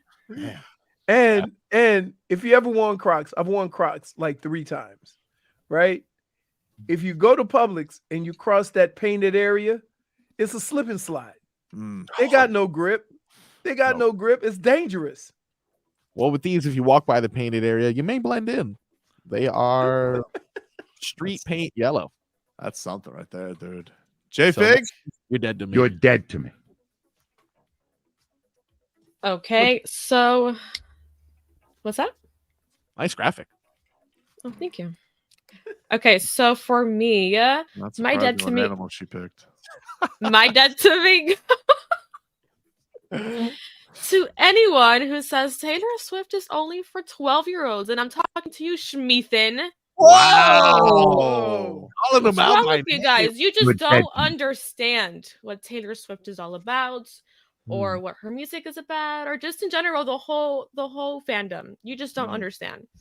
And Ticketmaster, if you don't send me my pre-sale link, you're gonna be dead to me for real. You want to go see her again though? Like, haven't you done it this year already? Look, seems like he's judging. She is known to change things around in her sets, and she'll change outfits. She'll change songs. She has surprise songs. She has surprise guests, and she has had recent albums coming out. So I'm gonna go again. New material. Which is re-recorded, but re-recorded. I'm gonna go again, and I really hope I can go again because it was too good to see. Is it one of the best concerts you ever been to? Yes. Oh. I've heard a lot of good things about it, but now there's I've seen unnecessary pressure. You're supposed to get married at a certain point at a certain song. You're supposed to. Okay, you're not supposed to. People are just doing that for clout, I guess. I don't know. That is a thing, though. I've never seen that where it's like at this certain point in a certain song, you must propose or else you're not a real Swiftie. Interesting. Here's what I got. It's really Do you been claim yourself dead to you by that ridiculous hot take of the Canes leaving the ACC? No, I don't. I mean, like, I think that's the smart thing to do. Get the hell out of there. It's been a cursed living. Everybody don't like. Yeah, you just been bad. I mean, I'm not saying it's all on the ACC, Leroy. I never said that. That's you being Addie McGee, who's just like adding and assuming what I'm saying. No, I'm just saying it's been a cursed living for the football team. Get the hell out of there. It's kind of like when you're watching a haunted house movie and you just know like things are happening in this place. Maybe some of it was I shouldn't have bought the place in the first place, but I really should just get out of there, start anew. That's all I'm saying. I don't want to dwell on this. That's where you like to live. You like to live in Dwellsville. Wow. What I would like to go to is my favorite athlete in town, and that is Lionel Messi. Everybody knows I'm a huge football guy. Love the beautiful game. And I got to say, what happened on the field this week from Orlando City was heinous. And them trying to rough up my GOAT and act that badly to him, I am not happy. I'm not happy with them. I do not like the fact that they think they can rough up our GOAT. It's not fair. It's not fair. -1. And on top of that, what they always say about MLS is it's a copycat league. And what I'm afraid of is that Freddie Cat Dallas is going to go out there and they're going to try the same thing and rough up Messi and rough up Busquets. You don't think other teams that are better than these teams have tried to do that to Lionel Messi? I'm just saying, I don't like it. I don't want anybody taking cheap shots at my Messi. Okay, that's my GOAT. Okay, I only recognize one GOAT, and that's he can handle himself. That's fine. It doesn't mean that you should be able to give out cheap shots. And in fact, I believe the referees should have a quick red card. Okay, I want the referees to be seeing red like a bullfighter. Okay. You go out there, you make sure if anybody goes with the cheap skis on my guy Messi, that you eject them from the game immediately and warrant suspension. Doesn't the bull see red? The point is, dude, I just don't want anybody going out there and messing with my guy Lionel, okay? We have a long future together with Publix, Flanagan's, enjoying life. I hear he's looking at mansions in Boca. That's going to make us basically neighbors, okay? So when him and I are hanging out at the Cheesecake Factory, hobnobbing, it's going to be a great time. Me, Messi, and Vic Fangio, because the old love Cheesecake Factory. And so what I really like is for Messi to be at our Cheesecake Factory brunch with mimosa and pancakes, and I would like him to be healthy.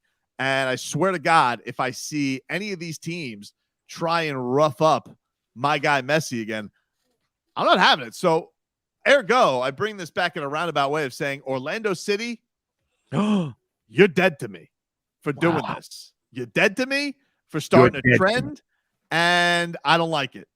I don't like it. I don't like it, and I shan't stand for it. Shan't, dude. I shan't stand for it. I mean, that's too close to a whole lot of bad words. I mean, not if you. I mean, we know how to speak on this show. We're all professional communicators. You barely got professional out. Jeez, that's when you should be speaking your best English. I think all of us have issues. I'm with you. I'm with you. Bunch of cheap shot artists out here. But again, that guy hasn't gotten to this point in his life in soccer by letting that intimidate him. Yeah, but you want to know something, dude? Like in other leagues, they probably think, "Oh, we can out talent them." We're not gonna have to resort to thuggery and the street stuff, and that's what they're doing with Orlando City. And I know that other teams are gonna go follow suit because they just can't keep up with the talent. It's too much. Messi is overwhelming. He's a storm coming at them, and what they're trying to do is they're trying to send a rocket into the eye of the hurricane. Well, guess what, dude? That causes global warming, and you can't do that. Sorry, what? My point being is either play it level or don't play it at all. Can I just say something? You on the verge of sounding like Mike McDaniel. No, dude. Yes. No, dude. I'm not sounding like my guy, Coach McCoachin. He's good. That guy can communicate professionally. Really?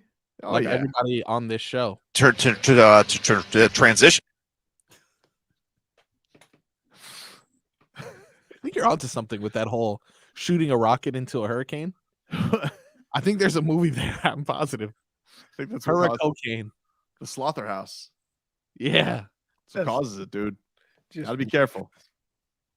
Anyway, hope everybody is stay safe this weekend. What do we got planned this weekend? Anything big? Not really. Got Whatever tapped out the tomorrow. weather permits. Whatever the weather permits. Because Well, it it's permits getting if you do darker it over before 2 o'clock. Right. Watch out for that lightning, dude. Yeah. I don't play with lightning. Somebody just got struck by lightning where? In Boca? Yeesh. Wow. Yeah. That Yeah. lightning don't play. It don't have good aim either. Yeah, the old have trouble running away from lightning. I'll say. Yeah. But no, everybody has a problem running away from lightning. You don't run away from lightning. I could just picture you out there saying, "Don't worry, hon, I can avoid it." Oh, dude, I got almost crisp last year. Very close. That's right. You did mention Very that. close. And you Anyway. still couldn't grow facial hair, even after that. Dude, I just shaved before the show today. I don't know what you're talking about. It's like it's really it's almost Listen, getting itchy you already. know what I want to see in the near future? Boot scooting boogie and facial hair. Oh, you're getting boot scoot like boogie, but I choose not to have facial. I like being smooth. Yeah. You know? But I want to hear the sound effects that your facial hair makes. Right. Different What? from the Irish just being Totally different. All right, everybody. We'll talk to you guys on Monday. You do need to be better today.